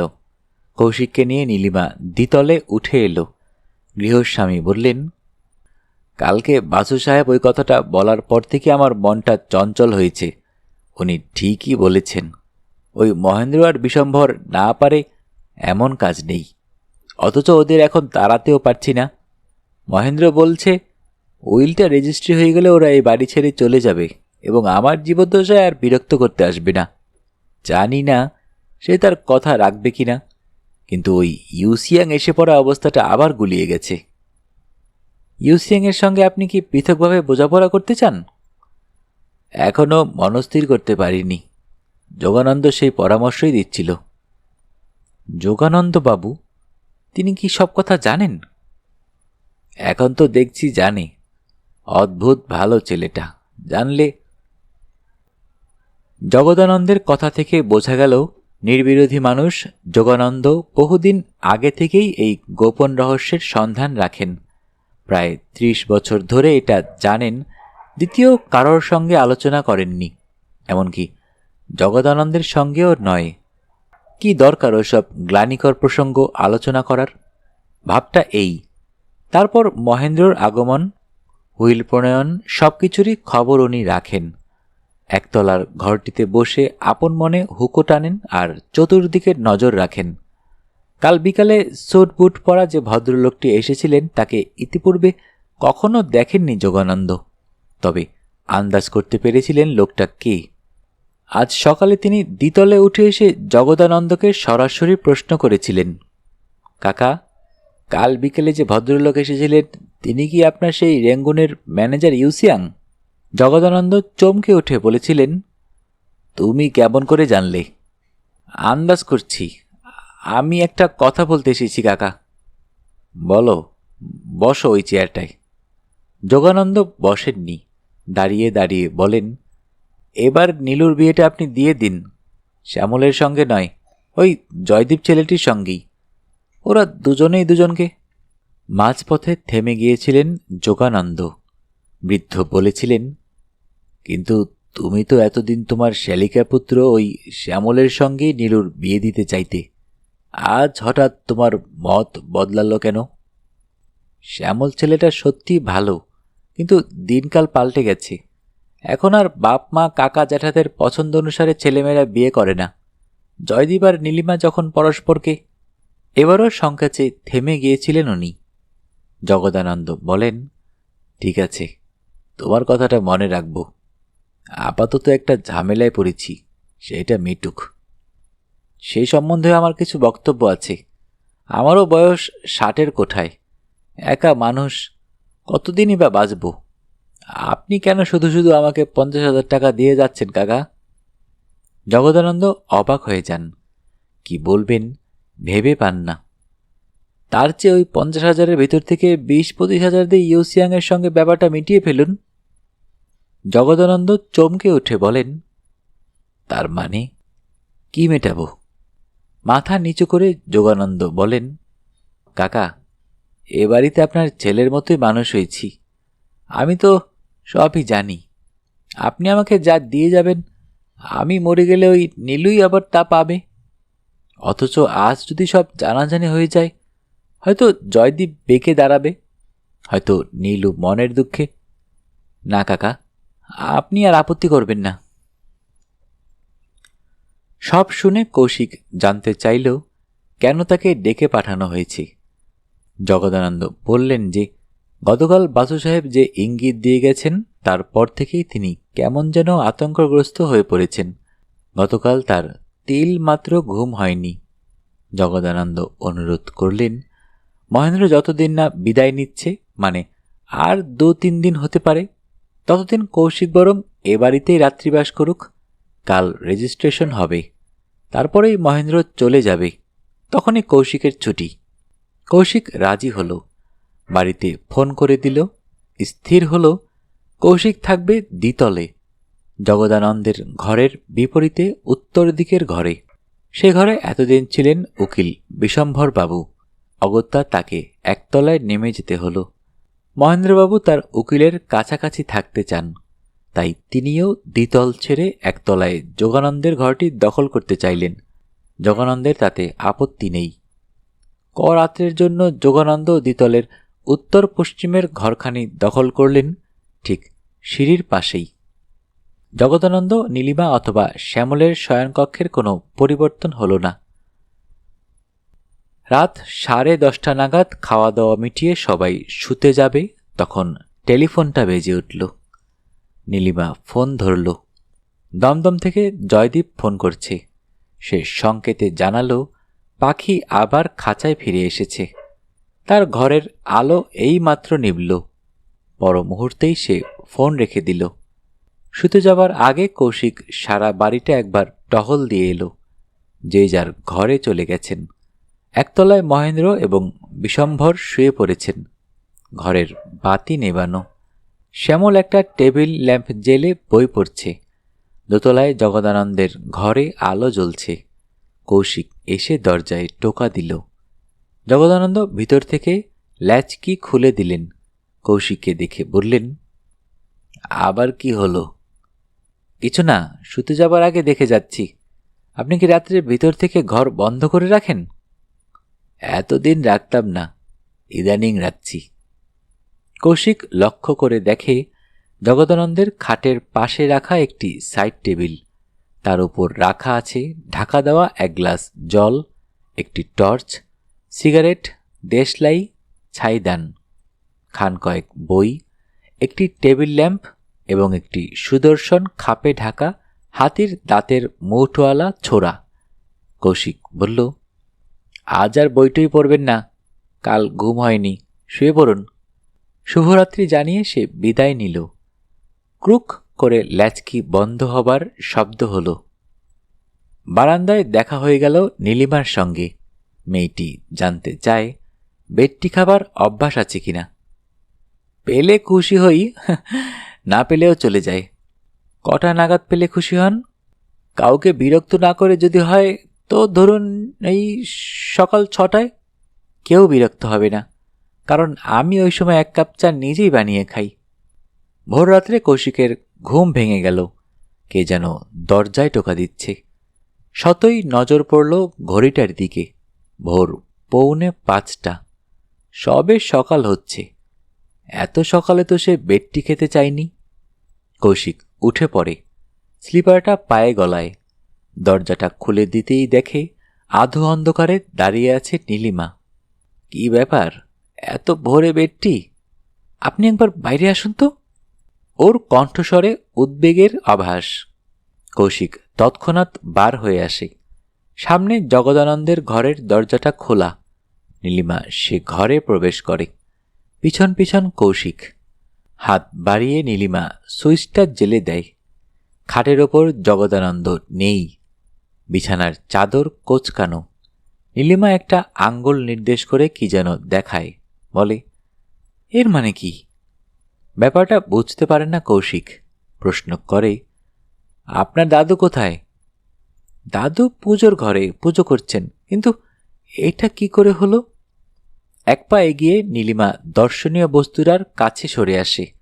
এতক্ষণে নজর হয় কৌশিকের। টেবিলের ওপর কাল রাত্রে যে কয়টি জিনিস দেখেছিল তার একটা নেই। চামড়ার খাপটা আছে, কিন্তু খাপ থেকে গজদন্তের মুঠটা বার হয়ে নেই, অর্থাৎ ছোরাটা অন্তর্হিত। ভ্রুকুঞ্চিত করে কৌশিক একটি মুহূর্ত দাঁড়িয়ে থাকে। দ্রুত ঘরের চারদিক দেখে নেয়। তারপর বলে, দাদুকে জিজ্ঞাসা করেছেন? না, উনি খুব ভোরে ওঠেন, রোজ এই সময় পুজোয় বসেন। আজও তাই বসেছেন, কিন্তু ওর ঘরে ঢুকে হঠাৎ এটা নজরে পড়ল আমার, তাই আপনাকে ডেকে তুলেছি। হয়তো ঘর খালি রেখে পুজোর ঘরে যাবার সময় উনি ওটা তুলে রেখে গেছেন। সেক্ষেত্রে খাপ সময় তো ওটা তুলে রাখাই স্বাভাবিক হতো নাকি? যুক্তিপূর্ণ কথা। কৌশিক বললে, চলুন প্রথমেই ওকে জিজ্ঞাসা করি। পুজোর সময় কেউ ওকে ডাকলে উনি বিরক্ত হন। কৌশিক সে কথায় কর্ণপাত করে না। পুজোর ঘরে গিয়ে হাজির হলো ওরা। বৃদ্ধ বিরক্ত হলেন যতটা, তার চেয়ে বিস্মিত হলেন বেশি। বললেন, তাই নাকি? খাপটা আছে অথচ চোরাটা নেই? কই, চলো তো দেখি। এ ঘরে আবার ফিরে এলেন ওরা। বৃদ্ধ বললেন, তাজ্জব কাণ্ড, আমি তো সকালে ওটাতে হাতই দিইনি। সকালে ওদিকে নজরই পড়েনি আমার। কৌশিক বললে, তা কেমন করে হয়? রাত্রে আপনি যখন ঘরটা বন্ধ করেন তখন আমি স্বচক্ষে দেখেছি। হ্যাঁ, স্পষ্ট মনে আছে আমার। হাতির দাঁতের মোটওয়ালা ছোরাটা ওখানেই ছিল। রাত্রে ঘর তালা বন্ধ ছিল ভিতর থেকে। আপনি কখন ঘর ছেড়ে বেরিয়েছেন? ঘড়ি দেখিনি, আধ ঘন্টা খানেক আগে। নীলিমা বললে, দাদু যখন বার হয়েছেন তখন আমি জেগে দোতলায়, তারপর আর কেউ আসেনি। এলে আমার নজরে পড়ত। চকিতে কৌশিকের মনে হলো জগদানন্দ খুন হতে পারেন এমন একটা আশঙ্কা গতকাল করেছিলেন বাসু সাহেব, কিন্তু উল্টোটাও তো হতে পারে। কাল রাতে জগদানন্দের বদলে যদি মহেন্দ্রবাবু খুন হয়ে থাকেন। কৌশিক তীক্ষ্ণ দৃষ্টিতে একবার তাকিয়ে দেখল জগদানন্দের দিকে। তার মুখ ভাবলেশহীন। কি ভাবছেন তিনি বোঝার উপায় নেই। স্থির হয়ে বসে আছেন ইজি চেয়ারে। কৌশিক নীলিমাকে বললে, বাড়ির আর সবাই ঘুমাচ্ছে, কিন্তু আমি এখনই জানতে চাই সবাই সুস্থ আছে কিনা। আপনাদের কাছে ওই ঘরগুলোর ডুপ্লিকেট চাবি আছে? নীলিমাও বোধ করি আন্দাজ করেছে কৌশিক কি ইঙ্গিত করছে। তার মুখটা সাদা হয়ে যায়। অস্ফুটে বলে, আপনি কি আশঙ্কা করছেন? তাকে কথাটা শেষ করতে দেয় না কৌশিক। বলে, সেসব আলোচনা পরে। প্রত্যেকেই ঘর ভিতর থেকে বন্ধ করে ঘুমোচ্ছেন। আমি জানতে চাই তাদের কাল রাত্রে কোনো বিপদ হয়েছে কিনা। আপনাদের কাছে ডুপ্লিকেট চাবি আছে? তাহলে কাউকে কিছু না জানিয়ে নিঃশব্দে ঘরগুলো দেখে আসতে পারি। মেয়েটি অনেকটা সামলেছে, তবু সে কাতরভাবে একবার তার দাদুর দিকে তাকায়। তারপর বলে, আমার কাছে ডুপ্লিকেট চাবির থোকা আছে, আসুন এ ঘরে। মেয়েটির পিছন পিছন কৌশিক চলে এলো তার শয়নকক্ষে। নীলিমা একটা টানা ড্রয়ার খুলল, তারপর বিহ্বল হয়ে তাকালো কৌশিকের দিকে। কি হলো? কৌশিক ভ্রুকুটি করে প্রশ্ন করে। নীলিমার মুখটা ছাইয়ের মতো সাদা। তার ঠোঁট দুটো নড়ে উঠল, কথা বার হলো না। কি হয়েছে বলুন? অমন আমতামতা করছেন কেন? চাবির থোকাটা এখানে থাকে, সেটা নেই, চুরি গেছে। কৌশিক দাঁতে দাঁত চেপে বলে, অর্থাৎ যে সেটা চুরি করেছে তার কাছে কাল রাতে সবকটা ঘরই ছিল অবারিত দ্বার, খুনির স্বর্গ। নীলিমা জবাব দিল না, বসে পড়ল তার খাটে। এবং বাড়িশুদ্ধ লোককে না জাগিয়ে আমরা কিছু জানতে পারবো না। এবারও নীলিমা জবাব দিল না। দুহাতে মুখটা ঢেকে সে নির্বাক বসে থাকে। জগদানন্দ কখন নিঃশব্দে উঠে এসেছেন তা ওরা খেয়াল করেনি। এবার দরজার কাছ থেকে তিনি বলে ওঠেন, না, আমার কাছে একটা মাস্টার কি আছে, তা দিয়ে সবকটা ঘরের দরজা খোলা যায়। তুমি সবগুলো ঘর একবার দেখে এসো। হাত বাড়িয়ে একটি চাবি তিনি কৌশিককে দেন। এগিয়ে এসে নীরবে নাতনির মাথায় একটি হাত রাখেন। সে স্নেহ স্পর্শে মনোবল ফিরে পায় মেয়েটি। বলে, চলুন, আমিও আপনার সঙ্গে যাব। দাদু, তুমি এখানে অপেক্ষা করো। তখনও ভালো করে আলো ফোটেনি। কৌশিক আর নীলিমা বার হলো তদন্ত করতে। কৌশিক বললে, প্রথমেই মহেন্দ্রবাবুর ঘর। তিনি। হঠাৎ তার হাতটা চেপে ধরে নীলিমা। বলে, কি বলছেন? তার মানে দাদু ওই ৮০ বছরের বৃদ্ধ? কৌশিক দাঁড়িয়ে পড়ে, চাপা আক্রোশে বলে, কেন? শুধু ৮০ বছরের বৃদ্ধই বা কেন? তার জোয়ান নাতনিটি কি ছিলেন না এ বাড়িতে? নীলিমার মুঠিটা আলগা হয়ে যায়, আর কোনো কথা সে বলে না। ওরা নেমে আসে একতলায়। সিঁড়ি দিয়ে নেমেই মহেন্দ্রের ঘরের দরজা। নিঃশব্দে কৌশিক মাস্টার কিটা লাগিয়ে দেয় চাবির ফুটোয়। ক্লিক করে শব্দ হলো। সন্তর্পণে দরজা খুলে ঢুকল কৌশিক। দ্বারপথে দাঁড়িয়ে রইল নীলিমা, একটা হাত মুখে চাপা দিয়ে, যেন একটা অনিবার্য আর্তনাদকে এখানেই রুখতে হবে তাকে। তরাক করে খাটের ওপর উঠে বসল মহেন্দ্র। বলল, এর মানে কি? ধরে প্রাণ এলো কৌশিকের। বলল, বেডটি খাবেন? চা হচ্ছে। মহেন্দ্র প্রথমেই তোষকের নিচে হাত চালিয়ে কি যেন দেখে নিল। তারপর বললে, ইয়ার কি করার জায়গা পাননি? চা খাবার জন্য ডাকতে চান তো দরজায় নক করেননি কেন? দরজা খুললেন কি করে? কৌশিক বললে, খামকা চেঁচামেচি করবেন না, চা হয়ে গেছে, চোখে মুখে জল দিয়ে নিন। বলেই দরজাটা বন্ধ করে দিল। বাইরে বেরিয়ে এসে বললে, কুইক, বিশম্বর উকিল কোন ঘরে শুয়েছিল? নীলিমা আবার কৌশিকের হাতটা ধরে, অস্ফুটে বলে, বিশম্বর বাবু নয়, চলুন বরং ছোট কাকুর ঘরটা দেখে আসি। ছোট কাকু? যোগানন্দ, ওই অনুযায়ী যার 50,000 টাকা পাওয়ার কথা। খণ্ড মুহূর্তের জন্য কৌশিক দাঁড়িয়ে পড়ে, তারপর বলে, ঠিক কথা, নেক্সট প্রবাবিলিটি বোধ হয় যোগানন্দ। সিঁড়ি বেয়ে ওরা ওপরে উঠে আসে। ততক্ষণে ওদিককার ঘর খুলে বিশম্ভর উকিল বার হয়ে পড়েছেন করিডোরে। সম্ভবত মহেন্দ্রের উচ্চ কণ্ঠস্বর কানে গিয়েছে তার। মহেন্দ্র দরজা খুলে উকি দিল। কৌশিক আর নীলিমা উঠে এলো দোতলায়। পিছন পিছন বিশম্ভর আর মহেন্দ্র। তারা দুজনে নিম্নস্বরে কি যেন বলাবলি করছে। কৌশিক যোগানন্দের ঘরের দরজায় করাঘাত করল, কেউ সাড়া দিল না। সেই অবসরে বিশম্ভর আর মহেন্দ্র এসে উপস্থিত হয়েছেন ওই রুদ্ধ দ্বারের সামনে। জগদানন্দ স্থির হয়ে দাঁড়িয়ে আছেন ঘরের দ্বার পথে। কৌশিক মাস্টার কি দিয়ে দরজাটা খুলে ফেলল। চারজনই হুড়মুড়িয়ে প্রবেশ করল ঘরে। পর মুহূর্তেই নীলিমার আর্ত চিৎকারে চকিত হয়ে উঠল উষা মুহূর্তটি। কৌশিক ধমক দিয়ে ওঠে, চুপ করুন, কেউ কোনো কিছু স্পর্শ করবেন না, বাইরে বাইরে আসুন সবাই। বিশম্ভর দৃশ্যটা পিছন থেকে দেখতে পায়নি, বললে, কেন মশাই, আপনি হুকুম চালাবার কে? কৌশিক বললে, আপনি একাই ঘরে থাকতে চান থাকুন, কিন্তু পুলিশ এসে পড়ার আগে আমি ঘরটা তালাবন্ধ রাখতে চাই। বাইরে আসুন মিস সেন। নীলিমা আঁচলে মুখ ঢেকে টলতে টলতে বেরিয়ে এলো। সেখানে অপেক্ষা করছিলেন জগদানন্দ। তার পাজর সর্বস্ব বুকে তিনি টেনে নিলেন নাতনিকে। কান্নায় ভেঙে পড়ল মেয়েটি। মহেন্দ্রবাবু কৌতূহলী হয়ে এগিয়ে যাচ্ছিল ঘরের ভেতর। তাকে পিছন থেকে টেনে ধরল বিশম্ভর।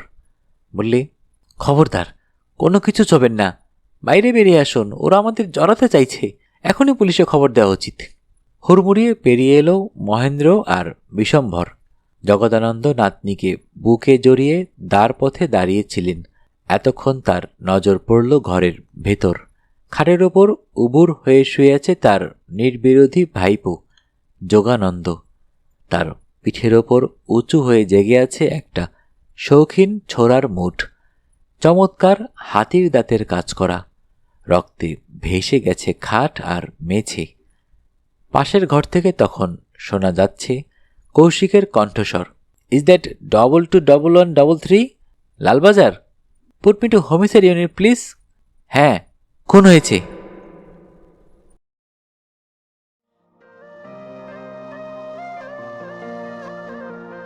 শুনতে শুনতে শেষ হয়ে গেল আমাদের আজকের গল্প। যারা এখনও অডিও বুক বাই মেহেদি চ্যানেলটি সাবস্ক্রাইব করেননি, অনুরোধ থাকবে চ্যানেলটি সাবস্ক্রাইব করে বেল আইকনটি অন করে দিবেন। সবাই ভালো থাকবেন, সুস্থ থাকবেন এবং বেশি বেশি করে বই পড়বেন, কারণ বইয়ের চেয়ে ভালো বন্ধু আর হয় না।